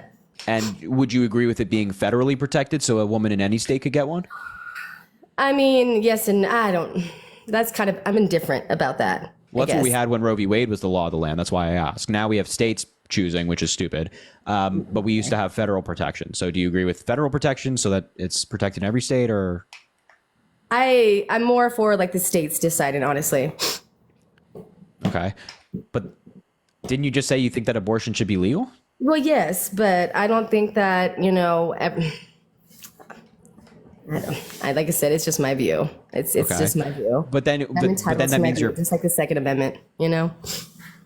Sure. Yeah. I mean, but then that means you're pro-choice. All pro-choice is that you yourself might be pro-life. Like say, like I wouldn't personally do it. And that's fine if you wouldn't personally do it. No problem. But pro-choice is just saying that I might believe something, but I'm not going to impose that view on other people. It's for you to make the choice. Whereas pro-life says you have to make this choice. Right. So you're pro-choice. Yes, I am. More or less. Yes, I am. Okay. I would not use it. Like I said, if I were just sleeping around and I got myself pregnant because I was an idiot, okay, I would not, like, I would think that, you know, oh man, you know, I got myself pregnant. I'm just going to go and have abortion because it's federally legal or da-da-da. I think that's a stupid thing. I think women using abortion as a contraceptive is really selfish. In my opinion. But that's not actually like a thing that happens. Like most. Are you kidding me? I mean, in terms of like widespread usage of abortion, it's not what most people use it for. Most people who have abortions use contraception of some kind. I mean, okay, but I know many people, family, friends who have. So hence Yeah, the that's reason. anecdotal. Like you might know people who have, but that doesn't mean that the majority or even like a small minority do either. Like there's certainly people out there who might do that, but it doesn't mean that that's widespread. I mean, you know, normally like abortion is quite a difficult decision for women to make. It's not something that they're jumping up with joy and like excited to do, you know? I would hope not, because I would like for that child to have a voice too, you know, because like who gets to, you know, that's kind of, I feel like that's like God tier to think that we as women have a right to choose whether or not that child inside of us that's growing, that's trying to make, you know, a name for itself. Because who knows, that child could cure cancer one day. And They we're could going also be a mass murderer. You're right. You're absolutely right. Like I said, we don't get to make that decision. You know, if I were to have a child, if I act, you know, yes. And I'm not saying IUDs are going to prevent everything, because obviously there are, you know, hey, there's still a chance of me getting pregnant. That is a chance. But, you know, I'm not God, and I am a Christian woman. I don't, you know, I'm religious. I'm spiritual, non-religious is what I'm going to say. Because I do believe that I feel like women think that they have some sort of, you know, power over, you know, getting to choose whether or not a life gets to live. And I think it's selfish when we choose whether or not that child gets to have a voice for a certain, you know, like But it's not about being God, right? Like women aren't saying like, oh, I want to make this decision because I want to be powerful. They're saying like, no, I want to make this decision because it's best for me, my family, my current situation, my financial situation, my life. Like, it has nothing to do with wanting power. That's the difference. It's just wanting to like take care of themselves. And I think that that's like a perfectly valid decision to make. No, I mean, like I said, I believe it in, like I said, there's certain circumstances. If the child is going to die, if the mother is going to die, incest, rape, things like that, there are certain circumstances. That's why I don't think it should be 100% illegal. Hence, I believe it should be state decided, because, you know, it should not, if it was legal, you know, federally, everyone's going to do it for like, oh, it's kind of just like, you know, you get this, you get this, you get But that this. didn't happen. When it was federally legal, that didn't happen. How did it not happen? Like where do you most have people, the overwhelming majority of people who are getting the procedure are not doing it like more than once. Like a lot of people who are getting it is just because maybe they're too young. Maybe it's like a 17-year-old girl with her boyfriend who they had the contraception failed on them, and she wants to go to college and not have to like raise a child, and like she wants to get it then. She's not ready to start a family. Or maybe someone was assaulted and they're not having their second abortion because they want to. They're having it out of necessity because they don't want to have their assaulter's child. It's like nobody there's not a single woman out there who dances into a Planned Parenthood saying, "I'm so excited to go get this." It's out of necessity. It's not something that anybody likes. No, I get it. Like I said, it's just my perspective. I'm very half and half when it comes to abortion. Like I said, I'm just gonna leave it at that because I'm very open, but I'm also like I have certain limitations, if that makes sense. I'm entitled to my opinion as a woman. You are, of course, but I don't think you are entitled to your opinion. That's fine, but then you shouldn't be voting for people who try to make other people not entitled to that opinion. Because if we have federal protections for abortion, like Kamala Harris wants, then you can still be pro-life. There's nobody forcing you to have an abortion. However, under Donald Trump's America, under a Republican America, the women who want to be pro-choice and make choices that are best for them, their opinions will not be possible. They couldn't implement their opinions in practice for themselves. So you shouldn't vote for people who are doing the opposite of what you're advocating for here. Well, I also have a lot of other opinions about. I don't like really what? like her. Like I said, she's for open borders. Like She's not for open borders. Oh, okay. That's not what I've seen and been told, and heard and read. She has never once said that she's for open borders. She's never proposed a policy that's open borders. Matter of fact, she endorsed Biden's immigration bill that we worked on with Republicans that would significantly restrict the ability of people to even claim asylum. It would make it harder to come in illegally, make it easier to come in legally through more work permits, more green cards, things of that nature. She's never, ever, ever been in favor of open borders at all. Because that's I mean, where has this been? Can you do you have the documents? I would love to see. I mean, because that's not. Yeah, I mean, on what specifically? I mean that she's not for open borders. Like what is her opinion on what is she gonna do? Like, is she actually gonna secure them? Like, because I'm gonna let you know when Biden and I mean obviously Biden's still in office, but he's not really doing really crap right now. I don't think that's the case. So what is actually? No, I'm not talking to you now. I'm going to talk to her first, and then I'll come to you later. Okay. You were just yapping in the chat. You're having like a mental breakdown in the chat. Relax, buddy. Well, yeah, because your mods just be quiet. Just be quiet. All right, you're fine. Just have your panic attack in a minute. Go ahead. Okay. So, oh man, where can you repeat? Sorry, can you repeat the last sentence? I was asking you what documents in specific are you asking for? Exactly what she plans on doing with the border, because when she went down, how often she actually go down to the border? Because the last time I actually saw her going to the border was like once during the Biden. I mean, even though it's still in session, he's still president, but she only went down there once. And what did she do? Nothing.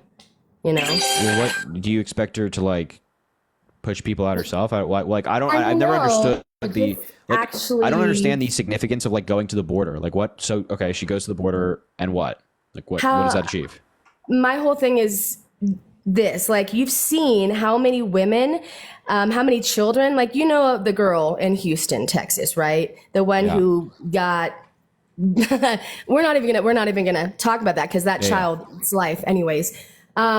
Immigrants. You know how many illegal immigrants have actually come into the United States illegally and have killed women and children. So many during the Biden administration. How often did that happen during the Trump administration? You don't ever hear much about it. Are you familiar with a woman by the name of Molly Tibbetts? Yes.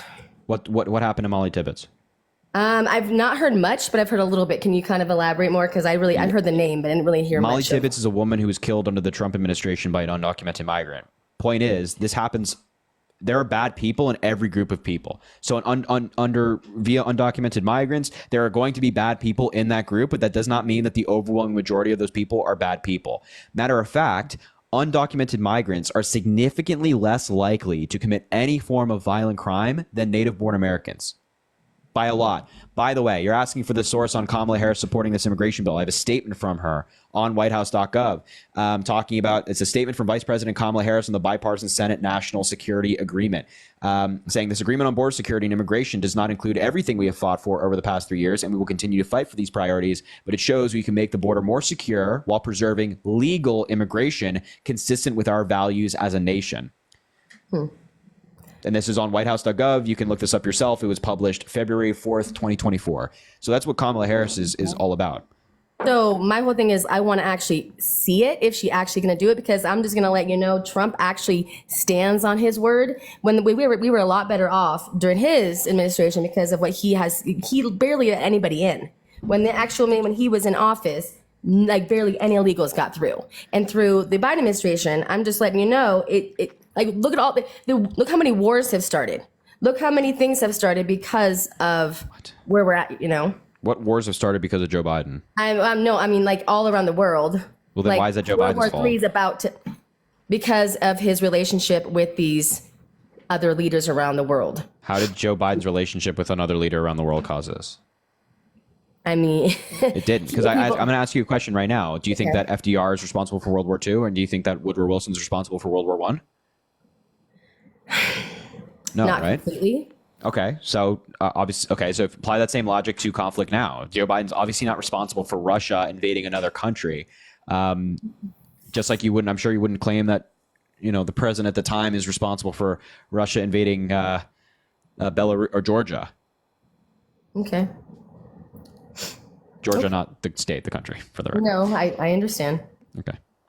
Like I said, I'm just here. Like I'm just here to just kind of, just say why I am, as a woman, why I'm voting for Trump. I don't, like I said, I honestly believe Hillary had a better chance against Trump, and she obviously lost. So I mean, I just don't think it's the right time for a woman as president, just because of what's going on in the world right now. With say that again. You don't think it's time? What? For a woman to become president right now, it's not safe for the United States. I thought I heard that, and then I was like, what?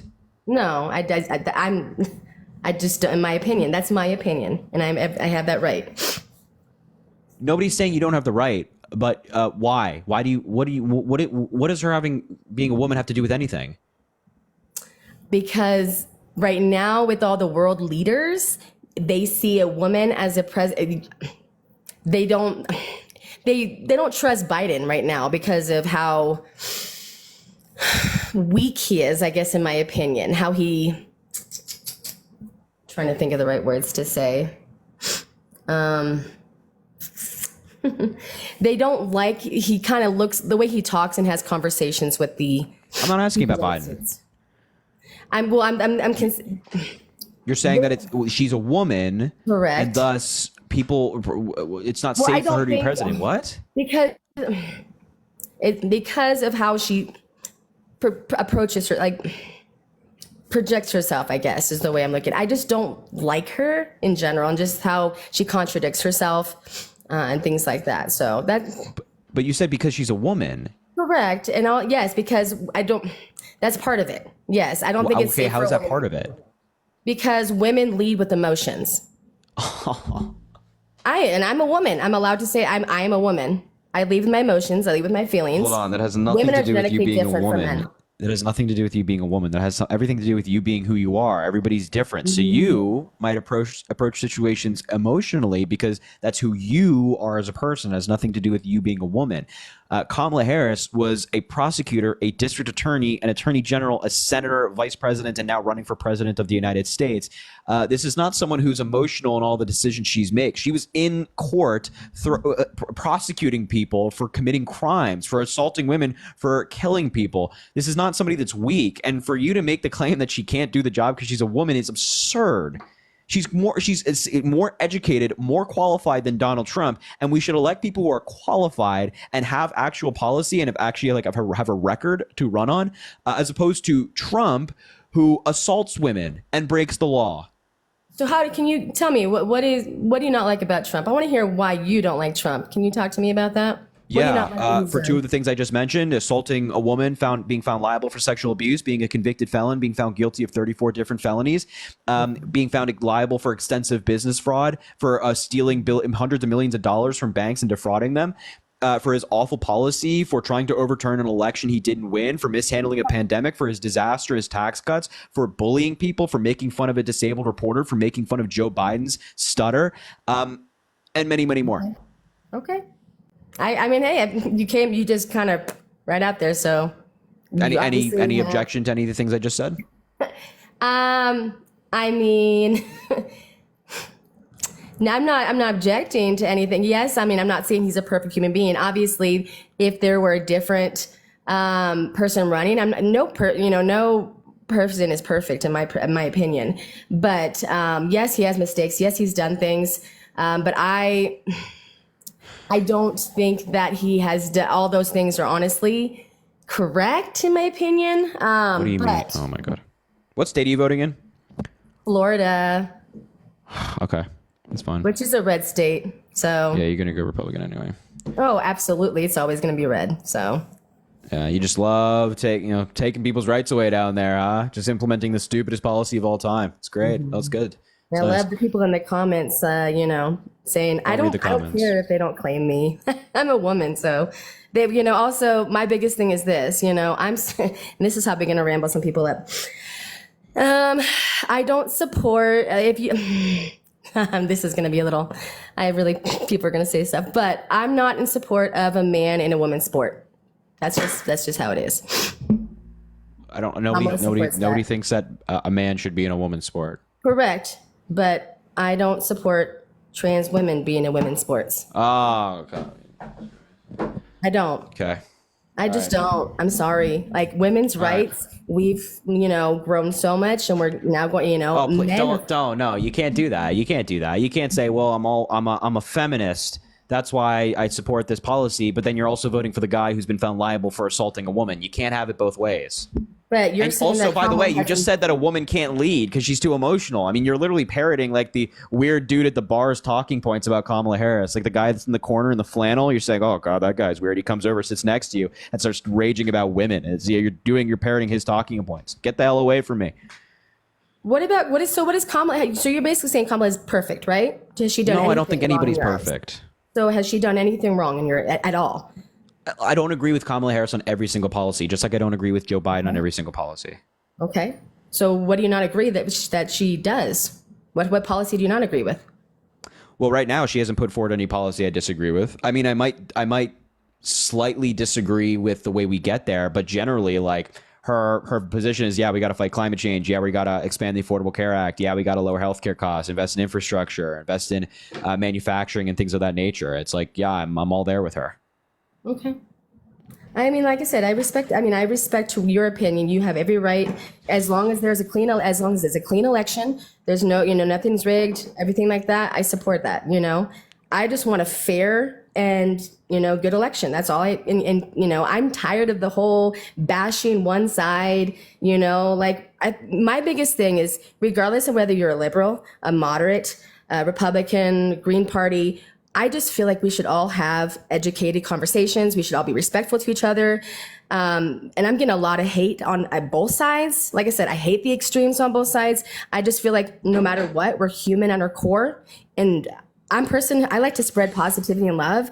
And we should all just get along regardless and have intelligent conversations. That's how I am. Just to be clear here, you hate the division, but you're going to vote for the guy who calls his political opponents vermin, says that they're communist, fascist, socialist, whatever that is.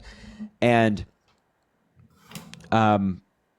you want to spread love and positivity, and you hate the division, but the guy is a felon. Like, you see how that might be a little bit... So, like I said, I don't completely agree with everything that people have said about him. Like, I don't... not agree that he's a felon? He's been found... debatable. It's... Okay. He's been found guilty. He went to court, was found guilty of 34 felonies. So it's not actually debatable. There's no... Then how is it that he got away with everything? I mean, like, why would they, you know what I'm saying? He hasn't gotten away with it. He was convicted and sentencing is in September. But yet he's still running for president. You can still run for president to be a convicted felon. Okay. So he's not getting away with it. But that's not debatable. He is a felon. He was found guilty 34 times. I just vote for, like I said, the person that I feel like follows my more or less conservative values. And that's why I lean more on the right. And so that's just my personal opinion. And I respect whoever wants to go whichever way. So, okie dokie. So all right, you have a great rest of your night, all right? So much. You too, Harry. Thank you. Thank you. Jeez Louise. Golly. Yo, Iffy, thank you for the $20 saying thank you. I've learned so much from you and I never miss your live. Thank you so much, Iffy. I appreciate that so much. Thank you for being here and thank you for never missing a live. That's very, very kind. Jonah, thank you for the $3 saying when my girlfriend of 3 years broke up with me, I was so depressed. Your lives were there and they got me through that time. I would listen to you debate as I tried to go to bed and kept me distracted from my broken heart. Jonah, man, I am so sorry to hear about your rough breakup. Man, those can be hard, huh? Those can be hard, but I'm glad that you're still getting up. Daphne, thank you for the subscription. I'm glad you're getting up every day, putting one foot in front of another. And as the saying goes, a lot of fish in the sea. I know that you don't really want to hear that after a breakup. It's like cheesy and cliche, but it is the case. Jasmine, thank you for the $2 as well, saying you're the best. I appreciate you, Jasmine. Tara, thank you for the $10, saying, Harry, is it possible as a teacher to speak for 15 seconds? Oh, I apologize I didn't get you up during that time, Tara. You would have been great. My apologies. I wish I would have seen this sooner. Keep doing what you're doing. Thank you so much. I appreciate that. Let's try to get you up during a conversation like that, though, for sure. John, thank you for the $25. No. Well, if we get onto that, we will. John, thank you for the $25 saying, enjoy the live banter. Keep up the great work. John, thank you so much, man. I appreciate you being here. I appreciate that a lot, John. $25 is crazy. Thank you so much. Helen, thank you for the $5 saying, read these regarding MAGA's claim to open borders. And it's DHS links. That's good. Department of Homeland Security. Absolutely. And Sophia, thank you for the $10. Sophia, I appreciate that so much, saying thanks for everything that you do. Sophia, thank you for everything you do. I know you're working hard. I know you're doing a lot in your personal life. So keep it up. And thanks for being in the fight with us all. Alicia, thank you for the $1. I appreciate that. And Olivia, thank you for the $3. Venmo Cash App in the link in the bio if you want to support the live. Also drop a follow if you haven't already. We do these lives all the time. And make sure to keep double tapping the screen. Let's try to get to 700,000 likes. Now, my man, why are you MAGA? Why am I MAGA? Yes, that's what I asked. Why are you Harris? Okay, I asked the question. Could you answer it, please? Why am I MAGA? Yeah, I had a much better fucking life when Donald Trump was president. I had a much better portfolio when Trump was president. Portfolio as in investments? Yes. Okay. I had much more that I could do and be able to actually show while Donald Trump was president. Okay. Your investments are better now. You got like a 401k? I have 401ks. I have mutual funds. I have all kinds of things that have invested in some ETFs, huh? They have tanked. They have not tanked. Since, oh, yes, they have tanked. Really? You want to just look at the S&P 500? I don't care about the S&P 500. I look at what I'm invested in. You have mutual funds, right? I have you have mutual funds, right? I have a 401k. I have other stocks. So this is the S&P 500 for the past 2 years. If you have mutual funds and like a 401k, you definitely want to be tracking the S&P 500. What? Or the NASDAQ. What do you want to do? Look at an S&P 500, maybe the NASDAQ? I look at my funds. My funds okay, is Dow where Jones, I go. like, yeah, okay, these track some of the biggest companies in America, right? So like the Dow Jones, the S&P 500, S&P 500 does like 500 biggest companies. And over the past 2 years, it's up. The stock market is booming right now. If you just have a general 401k that's just invested in the stock market, it just the Dow just lost 11,000 points in one day.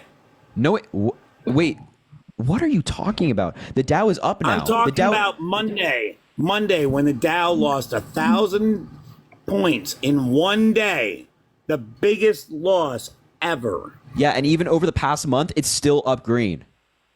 Even if you factor in what happened recently, which, by the way, there are corrections in the market like all of the time. Like, this is not uncommon. This happened under the Trump administration as well. I'm well past 6 aware months, of it's the green. corrections that happen every day. I'm well aware of them. Not every, okay, I'm not talking about corrections every day, but sure. My funds have lost thousands. Maybe you're just bad at investing, because if you're just invested in the S&P 500 in the general stock market, you're going to be just fine. By the way, I don't know if you can see this. This is what I'm holding right here is when Biden took office. All of these gains is since then. So if you're invested in the Dow, you're making money. You have more money and your stocks are up more under Biden than they were under Trump. You need to invest in different stock. What stock are you invested in? Give me a stock you're invested in, or give me your index fund, or whatever your mutual fund is. What is it? What's the ticker? Actually, that's not even why I wanted to fucking debate you. No, I know, but we're gonna finish this point. We're gonna finish this point. I want to debate you on the fact of reproductive rights. Okay, I'm happy to get there, but give me the ticker of one of your mutual funds. No, that is what we're going to talk about because no, sorry, you brought this up. You've dug yourself in this hole. So give me one of your tickers of your mutual funds. Just a 3-letter abbreviation.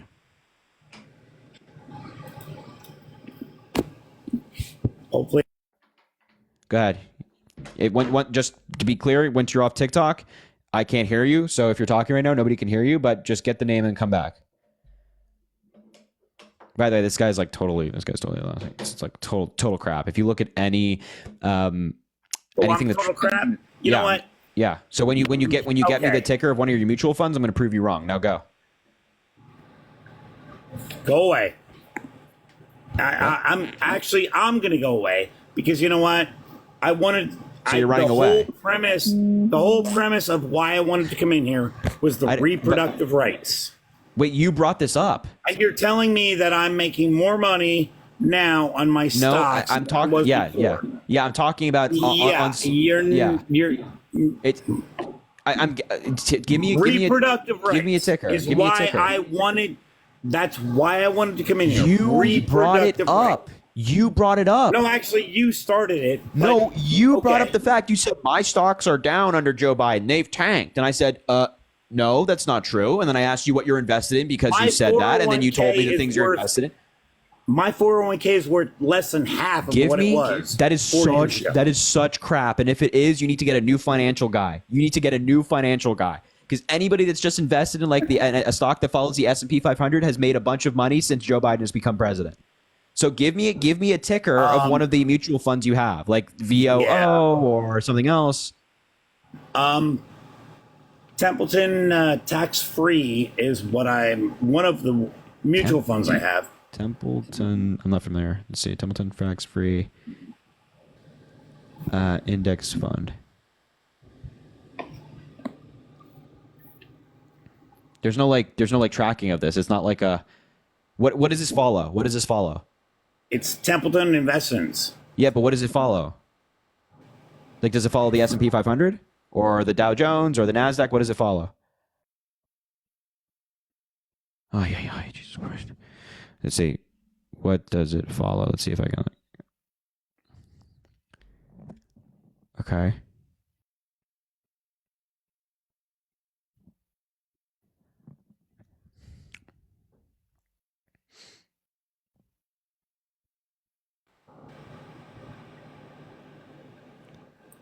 Yeah. Oh my God. Over the past year, you've made, I don't even know if this is the right one. You've made a bunch of money over the past year. It's up 5.11% over the past year. Not correct. I'm on the Franklin Templeton website. I will go find one of my statements and I will screenshot it and send it to you. You don't need to do all that, but I'm just telling. I'm on your website, and if I look at past year, it's up 5.11%. Yeah, now it's went. You said they tanked. You said they tanked. They did tank, and they're up 5% now. They're not up 5% from what they were 5 years ago. When did they tank? Because in the past year they haven't tanked. I don't even know if this is your index. Franklin Federal Tax-Free Income Fund. I don't even know if that's what it is. My entire reason was coming in here was okay. Now we can talk about reproductive rights, even though you didn't bring that up once. And when I asked you why you support Trump, not one time. I did many times before your moderators. All right, relax, buddy. Block me. Stop having a breakdown. You'll be all right. So what about reproductive rights? Reproductive rights. Yeah, what about reproductive rights stop when you open your legs or you shove your Yeah, wow. Well, you're fun, aren't you? You're a good guy, huh? You totally care about women. This guy definitely cares about women, right? I care about women more than you know. Wow. I have I'm two sure. fucking I'm daughters. sure. It's just like really. You have two daughters? I have two daughters. Yeah. And Okay. both of them So one of these have the daughters. Hold ability- on now. They Wait. Do you have, both, no. Do you have exceptions for assault? No, you're not going to stop me now. I have. You're not going to stop me now. What are you, queen? Don't stop me now. Do you have exceptions for assault in your belief? You want to stop me while I'm speaking. I'm asking you a simple question. Do you have exceptions for assault? Assault, Yes. rape, incest. Yes, there are exceptions for that. Okay. And in my state, they are all valid reasons to get an abortion. Okay. Let's talk about a hypothetical. I know you're going to ask this eventually. Yes, I'm in a swing state. I'm in PA. Oh God. Jeez Louise. Let me ask you this. What if a woman's assaulted, she gets pregnant as a result, but she can't prove to the state that she was assaulted? What happens then? How could she not prove that she was assaulted? What if there's just not enough evidence to prove to the state that she was assaulted? Let's just say she didn't get an assault kit the day after. She was too traumatized and she didn't want to come forward. And the time had passed. There was not enough evidence to prove to the state that she was assaulted. By the way, this happens in criminal court all the time. People are exonerated when they shouldn't be, just because there's simply not enough evidence. So what happens when a woman's assaulted and they can't prove to the state that they were?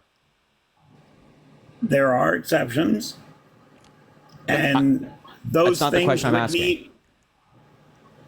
I'm trying to answer your question. Well, okay, go. So those things would need to be actually dealt with in a court of law. Okay, but pregnancy is around 9 months. Criminal trials can take years to get to trial, so it can't just be dealt with in the court of law. Because you're actually running a time frame here, huh? And there's going to be appeals, and there's going to be things like that. And if they don't require a speedy trial, then it's going to take a long time. So how does a woman go about proving? Number one, how does a woman go about proving to the state that she was assaulted, thus she qualifies for the exception? And then what happens if she's denied and the state says, "Oh, there's not enough evidence"? How does a woman not have proof of assault? What the? Wait. Oh my. Okay. What rock have you been living under? What rock have you been living under? How? I can't even believe you just said that. Do you not know how many criminal cases there are where someone files a case against somebody, makes a criminal report, and there's just not enough evidence to convict that person of the assault?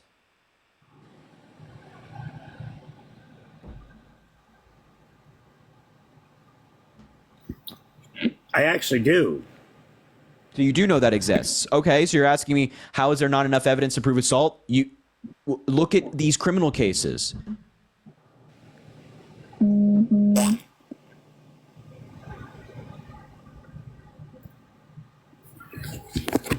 See, you were so big and loud just a second ago. You were so big and loud and screaming, hey, you're not going to stop me now. And now when you have actual objection, you're silent. If there is a reasonable doubt that was a forced fornication in any way, that woman should be available to get an abortion. I agree with that.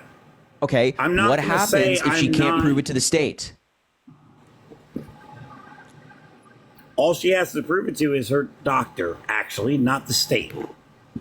Because it went back to the states, and the doctors are the ones who are actually deciding whether that is a rape or not. No. The doctors don't decide that.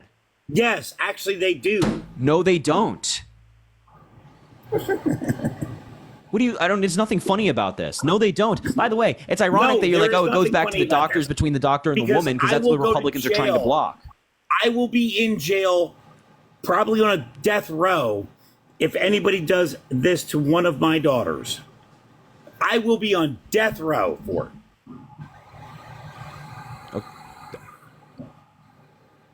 Nobody's hoping that it happens to your daughters. We think that's awful. But I'm asking you, like, what happens if a woman can't prove it to the state? There's always adoption. Because if she can't do it, there's adoption. Wow. So here's the thing. Instead of just being no. Let's make this a little bit more personal for you. What if one of your daughters is assaulted and she can't prove it to the state? Are you just going to say, are you going to look her in the eyes and tell her, oh, well, there's adoption? Well, I'm in a state that she could actually. No. Let's just say that you couldn't. Let's just say that you couldn't. Let's just say Donald Trump got in there and passed a law that says you couldn't. What are you going to look her in the eyes and say, oh, there's adoption? I would actually probably do that, yes. And my children were raised. You would look your daughter in the eye. My children were raised strict Catholic. I am not Catholic. You would look your daughter in the eye, who had just been assaulted, and tried to get the necessary reproductive care and was denied by the state, and tell her there's always adoption. It's not reproductive care. Stop picking on the semantics. Stop picking on the semantics. It is reproductive care. Stop. It is reproductive care. It is reproductive care. No, it is not. Reproductive care is if you cannot get pregnant and you need care to get pregnant, that is reproductive care. No, this care pertains to anything regarding reproduction. Abortion is part of reproduction.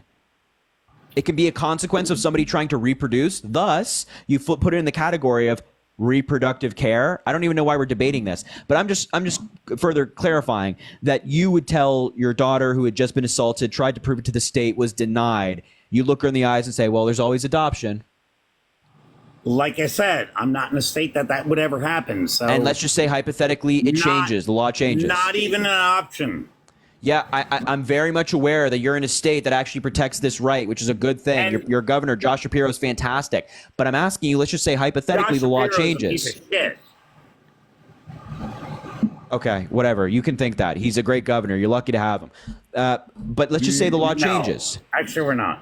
Okay, great. I don't care. That's fine. You can think that. He's great. I think he's great. You don't. That's fine. But let's just say the law changes.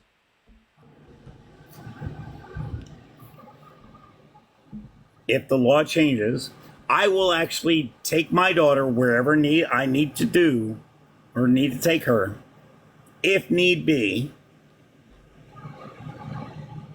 for an abortion that PA doesn't agree with. I have. Why are you looking at me like that? So you would just be in favor of your daughter, for example, if she was assaulted, having access to an abortion without question, right? And so instead of having to go to prove it through the state, you'd be in favor of that, right? What does that have to do with federal law? I don't know how you don't see the connection between what I just said and federal law. The entire case of Roe v. Wade was based on a lie. What?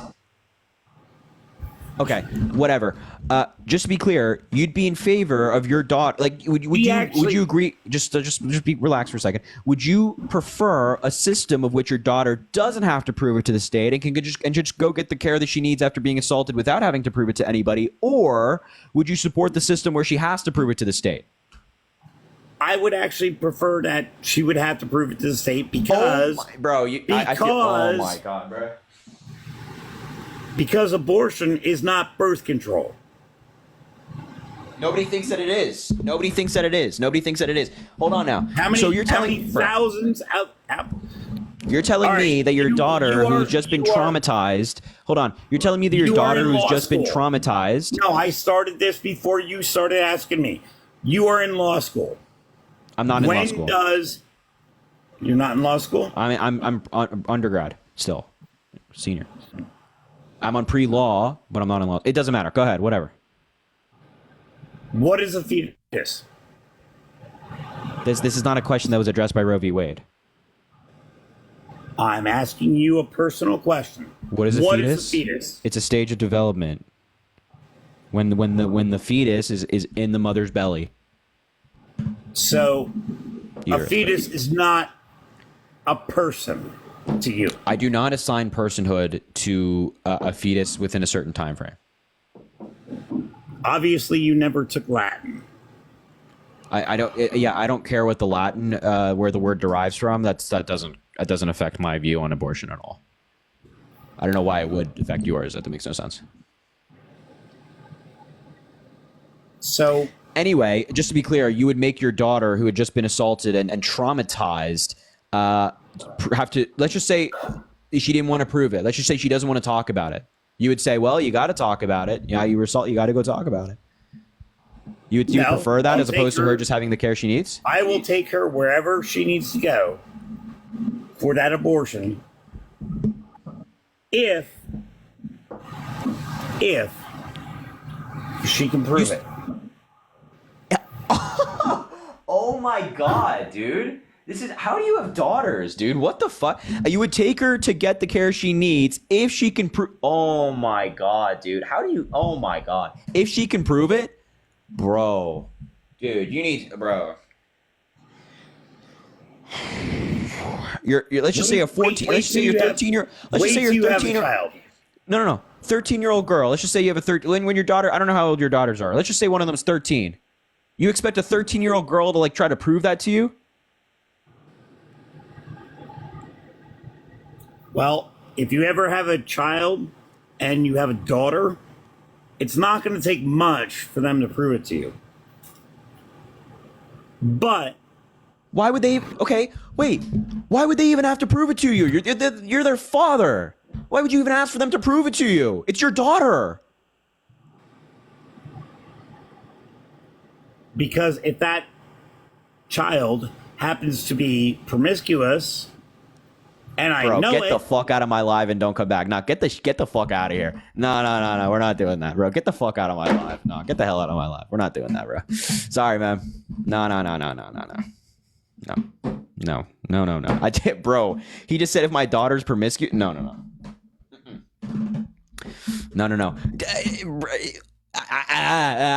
Bro, what was he about to say that if my daughter's promiscuous, then she has to prove it? Dude, what the what is, bro? Okay, wait, bro, what the okay? This is why it's so important that Kamala Harris wins, dude. We're gonna have people like this, like in the Department of Justice and the FBI, like running our goddamn country, dude. Like we can't have people like this running our country, man. We can't have people who like agree with people running. I just just vote for Kamala Harris in November so we can get rid of these people, dude. Like, can we please move on from this moment in American politics where we have to like debate with these people who believe this insane crap like this? Dude, it's his daughter. He's like, well, no can do if you can't prove it to me, honey. Jesus Christ, dude, it's so evil. Golly. Oh my God, dude. Oh my God, bro. Can we please vote for Kamala Harris so we can get rid of the, oh my God, dude. Noreen, thank you for the $25 saying we're not going back. Damn right we're not going back. Damn right. I love that. Thank you so much, Noreen. I appreciate you. Golly. Kate, thank you for the $15. I appreciate you, Kate, saying I love watching your lives, but occasionally need to take a mental health break from debates. I genuinely appreciate what you're doing. I hope you know how much support you have and you can see all the love. Thank you, Harry. Kate, thank you so much. Hey, yeah, absolutely. These debates can get like kind of crazy. So, take the time that you need. I appreciate you being here and just and being involved. It means a lot, Kate. Thank you so much. Carrie, thank you for the $10 saying you're great. As a Minnesota teacher, can I help clear something up about my governor? Please do. I mean, seriously, please do. I'd love for that to happen. Tyler, thank you for the $10 saying, is this enough? Debate me. You, wow, this guy's like really going angry. I'll actually will debate this guy. Where is this guy? Tyler, where are you, buddy? Let's put you in your place. Logan, thank you for the $2 saying, call CPS on this dude. Yeah. Seriously, make sure to drop a follow if you haven't already. Venmo Cash up in the link in bio. Double tap the screen.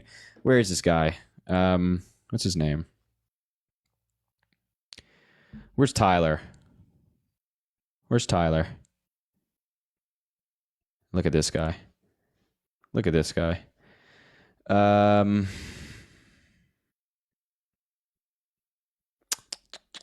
not in the box, bro. What are you yapping about? You're not even in the goddamn box. Dude, this guy's not even in the box. What the hell are you yapping about? This guy's talking the most, man. He's talking the most. He's not even in the box. Dude, what a coward. What a coward. Yeah. Bro's talking the most. He's not even in the box. Yeah, get the hell out of here, buddy. Get the hell out of here. I don't even got a request from you. Talking the most, and he's not even in the box. Dude, what's wrong with you, bro? What's wrong with you, bro? Yeah. No, unpin that guy's comment. Get that comment out of here. Unpin that comment. I don't want to see any of them more. I don't want to see that guy anymore. He's not even in the box. He's talking trash. He's not. I don't want to see that guy anymore. Get that guy out of my face. Yeah, no. Get that guy out of there. Get that guy out. I'll check the box. I'm gonna check the box one more time. I'll check the box one more time. There he is. Look, he finally grew some. He grew some. Come on now. Come on up. Venmo, Cash App, link in bio if you want to support. Yo, Mandy, thank you for the $5. I appreciate you. Hello? What do you want, bro? Why are you MAGA? How old are you? How old are you? I'm 21. Okay. What state are you voting in? So I'm gonna wait. I'm in Rhode Island. It's a blue state. I'm doing. Okay. So why are you MAGA? You know. Why are you MAGA? So I don't want to say like MAGA as in like I love Trump. I just don't like Why are you Democrats. voting for Trump? Why are you voting for Trump? Because I'm not voting for Kamala. The same reason why half of Democrats So do you don't disagree? Vote for Trump. Do you like Trump policy or what? I like what he's done. I mean, I know the economy's fine either way, but I just don't like how corrupt the Democrats seem. So you to can't, be. just to be clear here, you can't name me Trump policy that you agree with. I don't study this shit. I don't study politics. Well, you're voting for the guy. You're coming up here and advocating for him publicly. Yeah, I just know but you that. can't name any policy of his. Well, on the spot, no, but I'm sure I could look one up that I agree No, with. I don't need you to. Well, you're voting for him. If you're up here advocating for somebody, I would expect that you'd be able to back up why you're voting for them. So you just can't, right? No, I don't spend all my day on great. this stuff. So then why do you hate Kamala Harris so much? She's never won a political election. She's won attorney general elections. Yeah, she was also a senator, and she was elected vice president of the United States. Oh, chosen by Joe Biden. Yeah, the vice president also is on the ballot, so they get elected to that position by the people. The people also vote for vice president. I'm not sure if you knew that. No, but you don't vote for Kamala. You vote for Biden, or you vote for Trump. Both of them as a package. But Biden gets Correct. to choose. So if you vote it could have been someone else. Yeah, and then and you know what happens? Joe Biden chooses, and the delegates vote for her as party procedure, and then the people go vote for Joe Biden and Kamala Harris. The delegates it's both vote, of them, not the people. No. The people delegates are vote for the people. Democratic The nominee. delegates Then the are delegates, people, but it's not the delegates who are elected by people, then go to the Democratic convention, and then they get to nominate or give their delegates to the vice presidential candidate. They accept the nomination as chosen by the presidential nominee, but then on the ballot in November, people vote for both of them. So to say that she was not been elected in a Democratic election is wrong. By the way, she was elected district attorney, attorney general, and senator. Those are not political. Those are the Senate is, but attorney general and law. Attorney general, she ran as a Democrat. Okay. So it is a political election. That's an attorney. That's an attorney general. It's not a. Yeah, I mean, you senator, run as a Democrat as an attorney general. Every attorney general in every state runs as a Democrat or a Republican. So when you go to the ballot box this November, or whenever your next attorney general election is, you're voting for that person, and they have a party label next to their name. So it is a political election. But they're an attorney. They're not a politician. They're the attorney general of the state. They are elected by people. It's a political position. They resonate with a political party. If they're resonating with a political party, then it is a political position. It's not like a judge in your local area that doesn't have a political party. So By the way, I don't about her understand what the difference approval between a ratings? political election is and an election is. Like, she's been elected in different elections. It's like, who cares? To me, it's just kind of weird how like Joe all of a sudden just isn't fit to run, and then now, it's Kamala now. Hold on now. even though He didn't she's had drop the out because lowest he's not approval fit. ratings. Hold on now. He didn't drop out because he's not fit to run. This Why was a didn't choice that he why did made he drop alone. out? His advice. There's a whole article on this. I know you guys don't read, but man, there's a whole article on this about Joe Biden and his advisors huddled in Delaware, and they showed him data. Can you stop talking for 5 seconds? They showed him data saying that he was not going to win the election, and then he made a choice for himself that only he could make to step aside and pass the torch. It has nothing to do with his Why fitness. wouldn't he to win serve. the election if he's been doing such a great job? People, especially in the past 4 years, they like to blame inflation and gas prices on the president for some reason, even though it's not their fault. So they blame Joe Biden. So just gas prices. And people and thought he inflation. was too old. People thought he was too old. Why? Why would they think that? I don't know. I'm not one of those people. You haven't seen any clips of him stuttering or. So he has a speech impediment. What is it? A stutter. So where he like squats into a chair and then Oh yeah, I forgot. I'm not supposed God to squat forbid in the his guy chair. sits down. Oh my God! Somebody No, he didn't call the sit 25th down. He was Amendment like, in here. he was like, I mean, he was like halfway there, but he wasn't like on his ass. He sat down in a chair. No, he didn't. Yes, he did. The I don't even know why we're debating him sitting down in a chair. I don't give a shit. He sat down in a chair. Oh, okay, cool. You don't give a shit. I mean, No, he's president he right sat now. down in a chair. You're right. I don't No, care he about didn't. him sitting down in a chair. About I don't. to. And then his wife Of course pulled you his do, sleeve. because you don't actually have. Here's the thing about you. You don't actually have any political beliefs. Like you can't name Trump policy. You can't even like name things that Biden has done in terms of a policy sense that you disagree with. You're just going to be like, oh well, he sat down in a chair, so I disagree with him. Can you name me like what do you disagree with in the PACT Act that Joe Biden passed? Can you just? Why does it have to be one side or another? Why can't someone just believe certain things about one side or another? Like, for example, I would expect that your beliefs are backed up by facts and policy. All right, so I'll find some common ground. I don't associate with Republicans on abortion.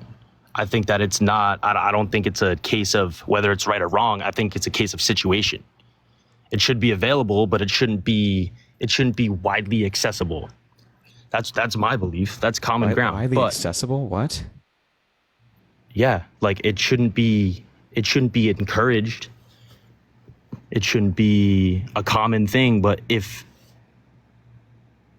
it's needed, then it should be a thing. That's so my you just opinion. think that That's people just should have common access to reproductive care? Yeah, great. No, like yes, I feel like some Republicans don't Then why are feel you that voting for way. Donald and I Trump? think that's wrong. Then why are you voting for Donald Trump? Because he has said many times that he supports abortion. He's never said that he will outlaw it. No, he doesn't. What do you? What, He said what it in- planet are you living on? He's given I'm living on a speeches at planet like where- the Faith and Freedom Conference where he talks about how important it is to be pro-life. Pro-life doesn't necessarily mean no abortions. Yes, it does.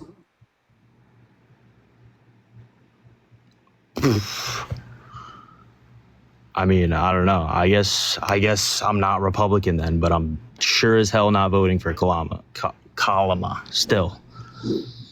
Holy shit, dude! It's Kamala, dude. Oh my god. Oh, my bad, dude. Sorry. Yeah, it's just like basic reading, dude. It's not that hard. I swear to God. Yeah, dude. I guess I'm just retarded then. Don't say that. Now you have to get it. Well, actually, you're gonna get the hell out of my live anyway because you're like you don't know what the hell you're talking about. But don't say that on my live. Yeah, that guy was a bozo. He like talked all that talk on Venmo and then just to come up there and do that. What an embarrassing guy. Mandy, thank you for the $5. I appreciate you. Carolyn, thank you for the $10 saying we are not going back. Damn right. I appreciate that, Carolyn. Thank you so much for being here. Andrew, thank you for the $5 saying, why do mods reject my request? Debate me. Mods are doing that based on my request to keep the box like flowing, to have new people requesting up and things like that, because sometimes people request up, then they leave the live, then the request stays and it gets full and we want new people to be in here. Alexa, thank you for the $5 saying, sending this to you to try to counteract all the negative shit my conservative mom sends me through Twitter. Golly, Alexa, that's a man. I'm sorry to hear that. Always defending you out there and appreciate you a lot. Thank you for defending me, Alex. I appreciate you. I'm sorry that your mom sends you conservative stuff on Twitter. Man, it gets crazy over there. I can only imagine the things she sends you. Probably like ridiculous stuff. Alicia, thank you for the $2 saying last guy invested into Trump's stock. Very well likely. Faith, thank you for the $10 saying, stop ducking me from debates. I know you see me. I've not seen your request, but we can try to get you up here. Sharon, thank you for the $50. Yo, can we get some W Sharons in the chat? Golly, Sharon, with the blue wave emojis. I love it. Thank you so much, Sharon. I appreciate you. W Sharon in the chat. Golly, you guys are amazing. I appreciate you. Thank you, Sharon. Please, I need to see some W's in the chat for Sharon. At least, at a minimum, 50 of them. But that's just only a minimum. No maximum set on that. You can do as many as you want. Let's bring up Bozeman. He has an American flag as his profile picture. I expect him to be a Democrat. Venmo, Cash App, link in bio. Make sure to drop a follow if you haven't already. And double tap the screen. We're almost at 1 million likes. See, this is what I'm talking about. So when people, so when people like request up in the live and then they leave the live, the debate or the request becomes, you know what I'm saying? The request like expires. Dude, my cat's trying to break into my goddamn room right now. Hold on now. Let's bring up Brian. Come on. You can come in. You can come in, bud. Come on. There you go. Walk on in. Walk on in. What's up, man? Are you MAGA? Yeah. Why? Just, being a little bit older, I've been through I supported Obama. I was part of the Obama, contributed to that campaign. Came out of college, lived in Chicago. Believed in, went to his inauguration and all that. And after the years and living in Chicago, I just saw policies didn't necessarily work. They were the right intentions, but didn't necessarily work. Wait, so the Affordable Care Act, which now has over 40 million people insured under it, and now we have more people having health insurance than ever before in American history, is not a policy that worked. The Iran nuclear deal, which prevented Iran from enriching enough uranium to get a nuclear bomb, did not work, or what?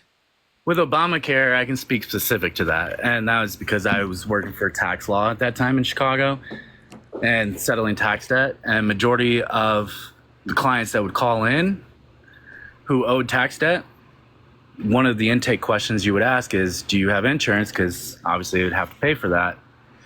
So one, they're not paying taxes, and two, they said no, did not have insurance. You'd ask them why, and the response was 99% the same. It was, emergency room has to take us no matter what. I don't know how that responds to Affordable Care Act being effective or not. Well, it means my insurance went up as, middle to late 20-year-old, healthy. I started paying more, but the people not as a that... result of Obamacare. How is it not? Your insurance does not go up because there's an Obamacare program or Affordable Care Act. There's no, what's the connection there? That's how insurance premiums started to go up. Then what? Tell me why it went up then. I mean, there's a variety of reasons that's why healthcare insurance goes up and why healthcare is just so damn expensive. I think it's a lot of these companies like price gouging, things like that, and raising prices, unnecessarily. Like we have different medications that you can get in Canada for like super cheap. They cost like $700 here in the United States. It's like these companies are not like ethical people who raise the prices at a fair rate. It's like no. I agree. I mean, I'm not saying just saying it's part of the implications as to why. I'm just I appreciate we're just having a conversation here. Can I ask you one thing though? Sure. Do you believe in politics you're voting the lesser of two evils? No, I don't think that's at least not my view of the past couple of elections. I mean, I can understand how somebody could feel that way, but I don't think that's the case. Okay. And then let me ask you this. Do you believe that there should be term limits in the Senate and Congress, in the House? I go back and forth saying yes and no. Yes, in the sense that we have people like Mitch McConnell who's been there for 40 years. Not a fan of him. But then no, in the sense that preventing people from electing Congress people who are they like and they think that represent their views best is inherently anti-democratic. So I kind of go back and forth. If there were a term, I maybe generally lean yes. Okay, I appreciate that. I mean, for me, I believe, again, both sides, there's players involved that should not know, they should no longer be there. Sure. They've profited. They owe too many favors. They've got too many hands in their pockets. They owe too many favors. They ran on a campaign. If they can't do it within a certain amount of years, how can you stay in office? So I agree with that. I appreciate you at least understanding that. One other thing. What are your top three as a voter? What are your top three priorities? What are the three main concerns you're looking for in this election? That's a good question. I think trying to narrow it down to three. I mean, definitely it has to be definitely on democracy. I think our democracy is being threatened right now. Actually, I know that I have a bunch, but I definitely know the three: reproductive rights, democracy, Supreme Court, 100%.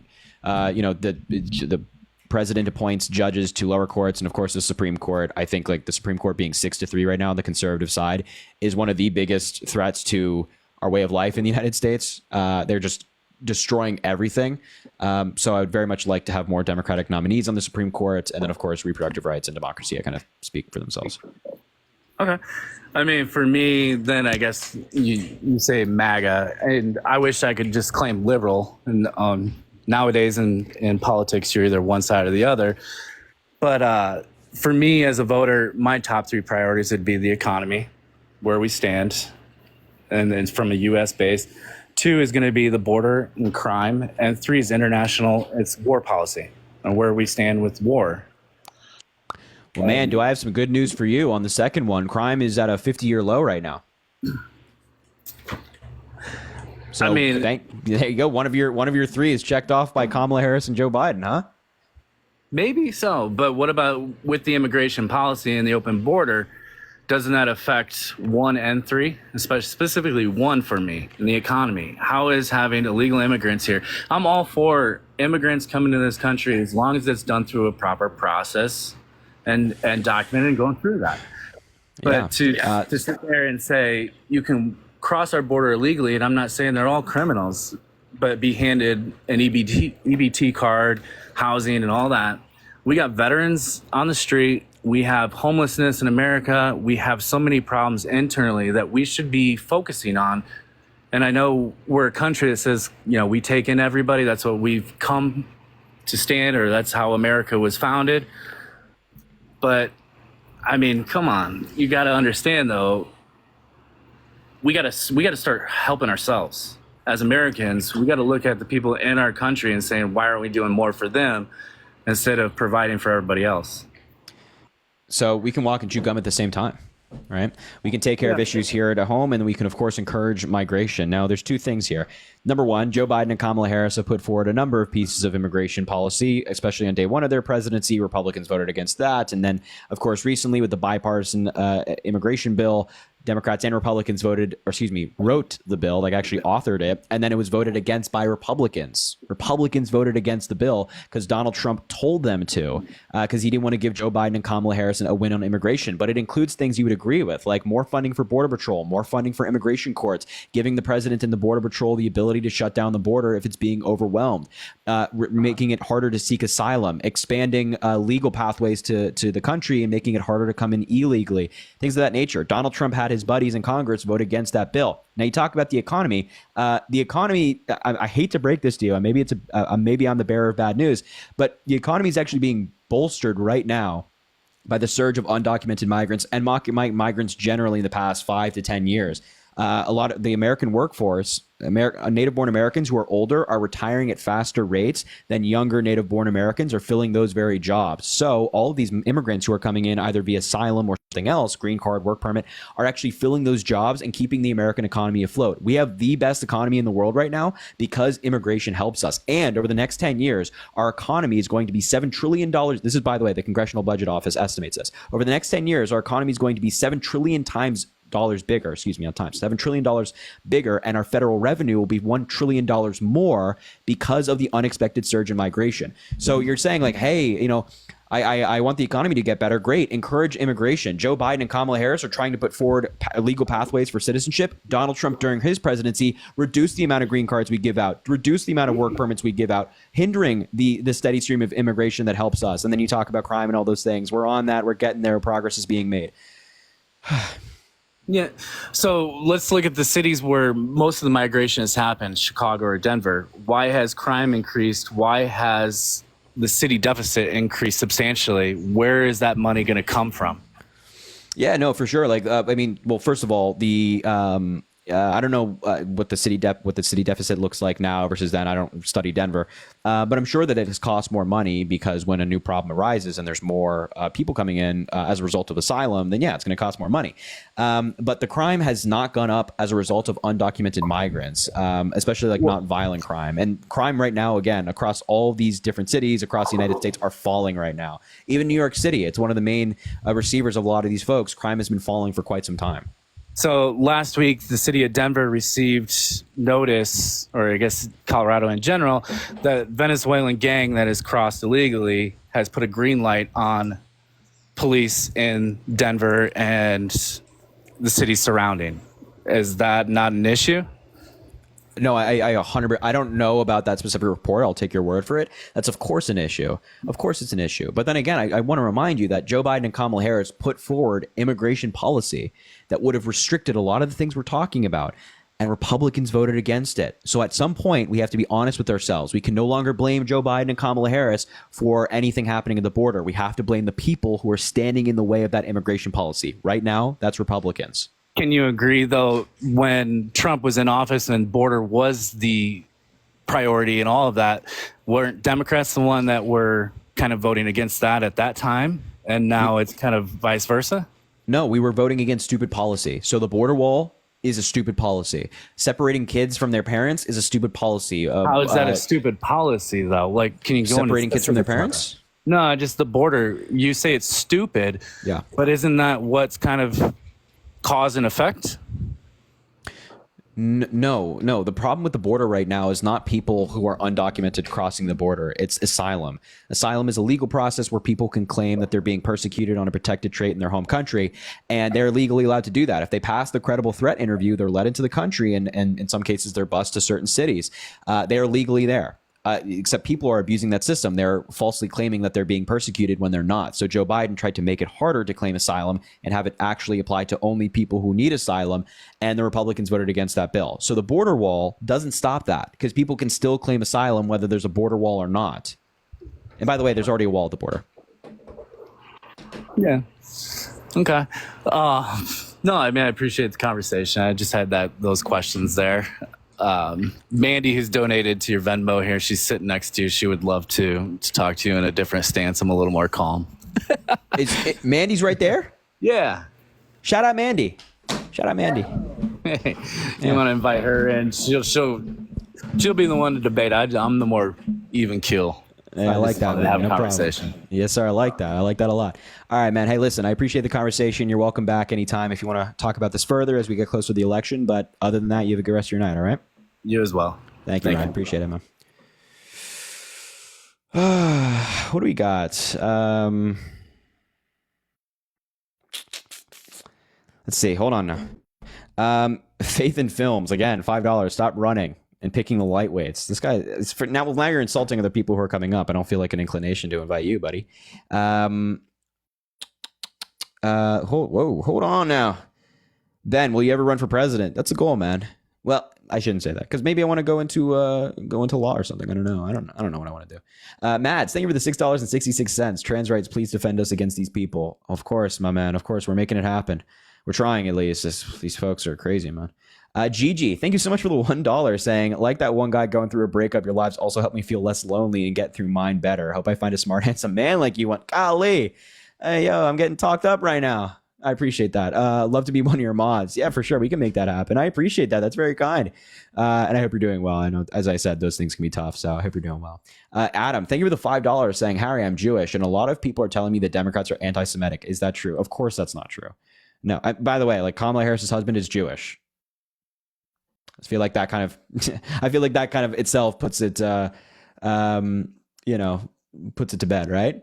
Thank you, Tyler, for the $10. Caitlin, thank you for the $2 saying, appreciate what you do. We can't forget the next president is going to appoint 2 people to the Supreme Court. So it's super important to vote blue. Caitlin, man, took the words right out of my mouth. I just said to that guy, Supreme Court's a big issue for me. 100%. You're right, Caitlin. It's so important to remember that. It is so important. The president appoints judges in lower courts and the Supreme Court as well. And the next president very likely will have 2 people to put on the Supreme Court. So we got to remember that. It's very important. What the hell just happened? Why did it condense? Just like, so yeah, Caitlin, 100% agree. Desiree, thank you for the $5 saying, first time turning into your live. I love Dean and Parker, but you give me final boss energy. Damn. I appreciate that a lot. You're great. Going to have to split my time between the 3 of you. You're all fantastic. Desiree, thank you so much. I appreciate that. Parker and Dean are great. I love those guys, man. They're super, super smart and amazing debaters. So if you haven't watched their lives before, I would highly recommend it. They're live like all day. So if you have you want to watch lives at like 5 o'clock as opposed to 1 in the morning, they're live as well. So thank you. I appreciate you tuning in for the first time. And Sarah, thank you for the $30. Golly, Sarah. Golly. I appreciate that so much. Thank you, Sarah, saying immense gratitude toward you for keeping your cool, speaking your educated truth, and not destroying these people on live. I'd be screaming by now. Hey, Sarah, trust me, internally, I feel some type of way towards some of these people. But I appreciate that. Thank you, Sarah. That's incredibly kind. $30. Can we please get some W Sarahs in the chat, please? And Jacob, thank you for the $2 saying, hey, Harry, who got winning the Super Bowl this year? Are you excited? I mean, it's going to be the Chiefs, right? It has to be, Jacob. We're just gonna run it back, probably. Could be the 49ers. Who else? Maybe the Ravens. I don't know. All right. Let's see. If you're MAGA, let me know in the chat. I will bring you up. Of course, drop a follow if you haven't already. We do these lives all the time. Venmo, Cash App, in the link in the bio if you want to support. Of course, that's optional. And of course, double tap the screen. Wow, we hit 1.1 million likes. That's crazy. Look at this person saying Kamala wants to destroy us. I need to hear more about that. Where is she? Harry, can we see your cat? He actually left the room, unfortunately. I think he's chilling with my dog now. I think he's hanging out with the dog. Let's see. Where is this woman? Where is she? I can't find her comment. Where is she? I can't find it. All right. Well, never mind. She said, Kamala wants to destroy us. I don't know what that means. So I just wanted more explanation on that as to what she means. But anyway, if you're MAGA, let me know in the chat. I'll bring you up. Yeah. Look at this. Look at this guy. This guy's name is Crazy Spaghetti, bro. Come on now. I just invited him. Okay, here he comes. Let's see what this is all about. Come on now. Better be good, man. Better be good. Hello, bro. Are you MAGA? Yeah. Why? I just believe that Trump is a better person for the position of the POTUS than Kamala is. Why? I believe things were a lot better for the country with regards to the borders, obviously. I know that's been a big discussion. I believe that the world itself, I think Trump had a lot of respect from these other countries, maybe some fear. I think he kept the world a little bit on the safer side. Really? Yes. Is that why Iran attacked us under Donald Trump? I'm sorry? Is that why Iran attacked us under Donald Trump? Well, we weren't at war. We were. We're actually in less war directly right now under Joe Biden than we were under Donald Trump. No.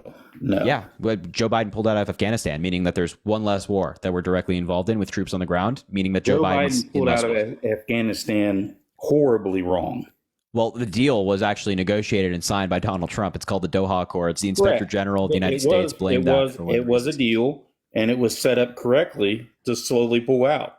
Really? The Inspector General of the United States actually disagrees with what you just said. They wrote like over 100-page report. Of course he does. Of course he does. What? The Inspector General is not political. I understand. Really? Yes. You don't believe so? Yeah. No, I don't believe so. Deep down, everyone's political in some way, shape, or form. Yeah, except they do investigations and they write reports not on politics. They write on facts, right? So the Inspector General of the United States wrote an over 100-page report of our time during Afghanistan, and the Inspector General and the team that they have actually blamed the Doha Accords, the Trump agreement, as one of the reasons as to why the pullout was so messy. Investigations. I mean, when we start talking about politics and investigations on both sides, it's all BS. Every bit of it. The Inspector General investigating our time in Afghanistan, which is the job of the Inspector General to do these things and put out reports on this, is BS. Just because they came, I bet. You know what? I bet if the Inspector General said that Joe Biden was totally at fault, you'd say, oh well, there you go. But since they're saying, well, the Doha Accords is one of the main reasons because it was a bad deal, you're like, well, it's BS. Come on, man. Just like what are you doing, dude? What are you doing? No, I disagree. You completely disagree with what? What do you disagree with? Well, first of all, you're saying he's not political. He is political. The report, okay. The Inspector General is not partisan. They're not like Democrat or Republican. But the report itself is based off of fact. They like investigate these things with their teams and put a report out based on fact. And again, what I'm talking about is the investigations are all dependent on who's doing the investigation too. Do you have any evidence to suggest that the investigation was done improperly? Genuinely, do you have any evidence to suggest that the investigation was done improperly? No, you don't. Of course not, because there is none. The investigation was done well. And God forbid Donald Trump does something bad in your mind, right? God forbid that maybe he's not the guy that you thought he was. He's not the Messiah, No. I'm not saying Donald Trump is the best president ever, or I agree with everything he does. I'm just comparing him to what Kamala and Joe Biden. That's it. It's, by the way, it's Kamala. Okay. Kamala. Like a Kamala. There you go. Kamala. There you go. It's just basic respect. Yeah, no, I'm just telling you what the Inspector General of the United States said. So your guy negotiated a bad deal. It left Joe Biden a bad hand. He was given a bad hand. It's like somebody quitting poker and giving it to their buddy when they just pulled a bad hand. That's what happened. One other question. Yeah. With regards, I mean, the new stuff coming out with regards to her saying if she's president, groceries will come down and this and that. I'm confused as to why does it have to wait till then? Because she's vice president. She doesn't have power. She's vice president. Yeah, I understand that. Yeah. But she is a Democrat. The Democrats are in office. Yeah, she's talking about what she would do during her term. Is this not something they would want to work together on? Yeah, no, they've tried to pass bills to do things like this, but it takes time, and she wants to continue that work. That's what she's talking about. They've had 4 years. Yeah, except most of these 4 years were plagued with like recovering from COVID. So unfortunately, they didn't get a smooth, clean 4 years. I get that, but 4 years. Yeah, in 4 years, they've accomplished a lot. And matter of fact, in 4 years, they've lowered costs for a lot of Americans out there in different aspects of their lives. Like what? Healthcare, capping insulin at $35 a month for seniors. My healthcare went up 7%. I'm just let me say what I'm going to say. Capping insulin at $35 a month for seniors on Medicare. Capping inhalers at $35 a month. Starting in 2025, seniors, their out of pocket expenses for prescription drugs will be capped at $2,000 a year. Starting in 2025, because of Joe Biden, because of Kamala Harris. Those are a lot of people who've had their costs lowered for them and their families, especially when it comes to essential medication. I'm not talking about just seniors either. I'm talking about overall everyone. Seniors matter, man. Seniors matter. I agree with you. Seniors they're more likely to have access. They're more likely to need health care. Overall, across the board. Yeah, that's across the board. That's a lot of people. And by the way, Vice President Kamala Harris and Governor Tim Walz want to expand that $35 cap to everybody. Yo, what's up, Harry?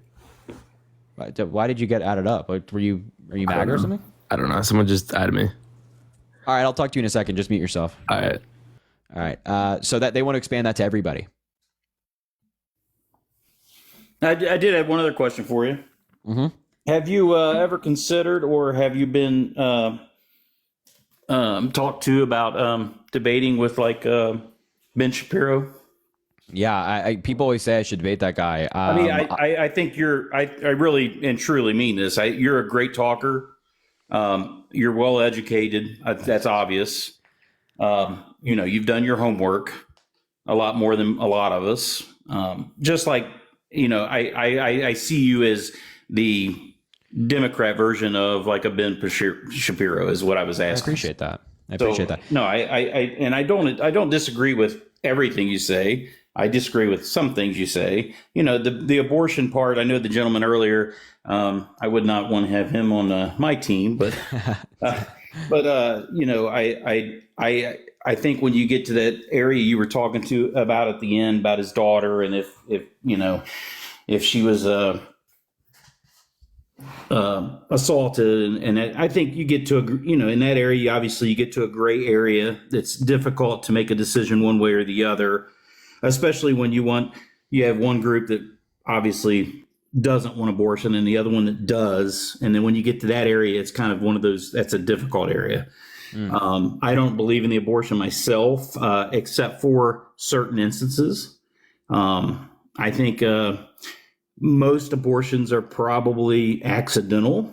And I think a lot of that's due to irresponsibility. And I think, well, I disagree. But the majority of people who get abortions use contraception. They used it when they got pregnant.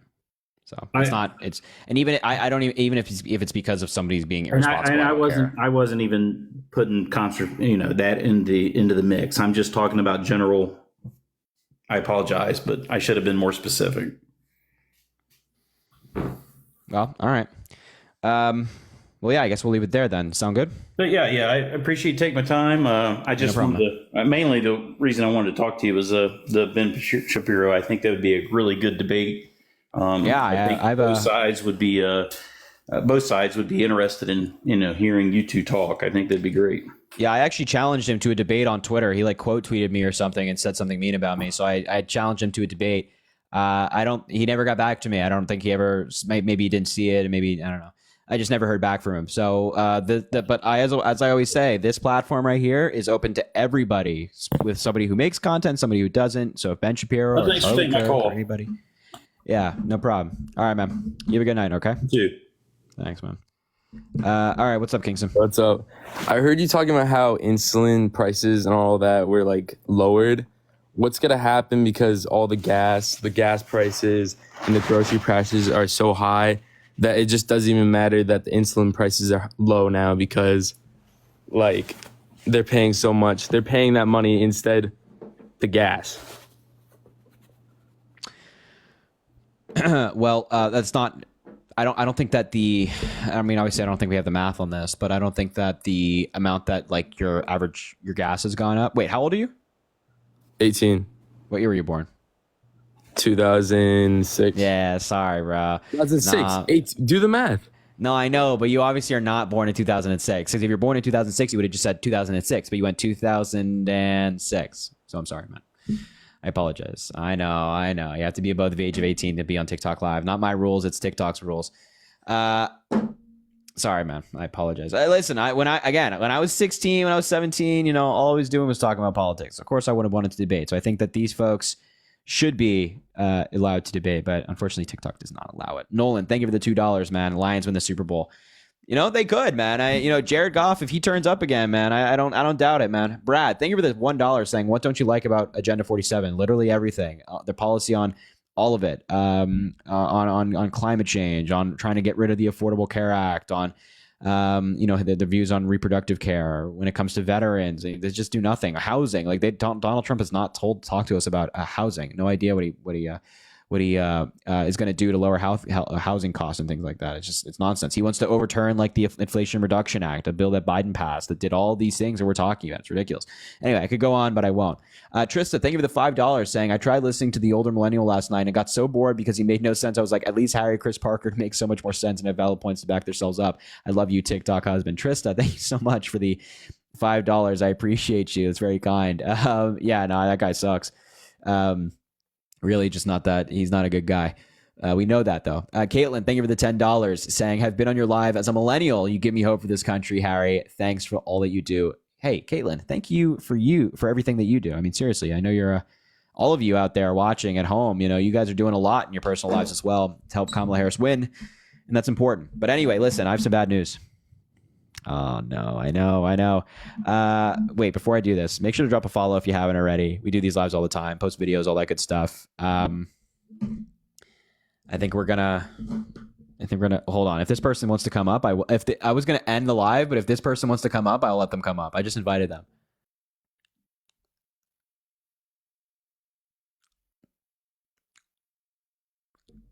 I don't think they're gonna come up. This person's like spamming MAGA in the chat. I was just curious. So anyway, I think we're going to wrap up the live. Lily, I see you wanting to ask some questions. Maybe shoot me a DM or something on Instagram. I'll try to get back to you, yeah? I'm going to make sure that whatever you got on your mind, we can address for sure.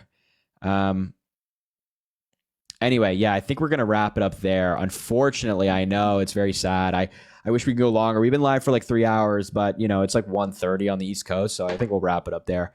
Guys, I'm sorry the live can be longer, but hey, listen, I'm going to sign off right now, but I got a couple of people who are doing debate live still that I would highly recommend. So we have Parker, who's live right now at Parker Get a Job. Excuse me, at Parker Get a Real Job. Thank you for the subscription. I appreciate you. Parker's live right now at Parker Get a Real Job, or Isaiah Martin, my buddy. Isaiah, they're both my friends, but Isaiah Martin, Isaiah ISAIAHR Martin MARTIN. He's live right now. Both Parker and Isaiah are live. So you can go to Parker right here and raid them and say, Harry Raid. Go tell them I sent them, and go say Harry Raid to either Isaiah R. Martin or Parker Get a Real Job, who's pinned right here. Killer, could you type both of their usernames and pin it? And then pin that comment so people can go to either, if you would be so kind. Oh, look at you. I didn't even have to say it. You already did it. You're already on top. Look at Killer. Killer's amazing. Anyway, I'm going to sign off, but make sure to go raid these people. They're doing lives right now. Go say Harry Raid, Harry Raid. Go over there. Tell them I said hi. Harry Raid, Harry Raid, Harry Raid, Harry Raid. Go tell them. I'm saying hi. We love them. They're great. So definitely go tell them I'm sending them over. All right.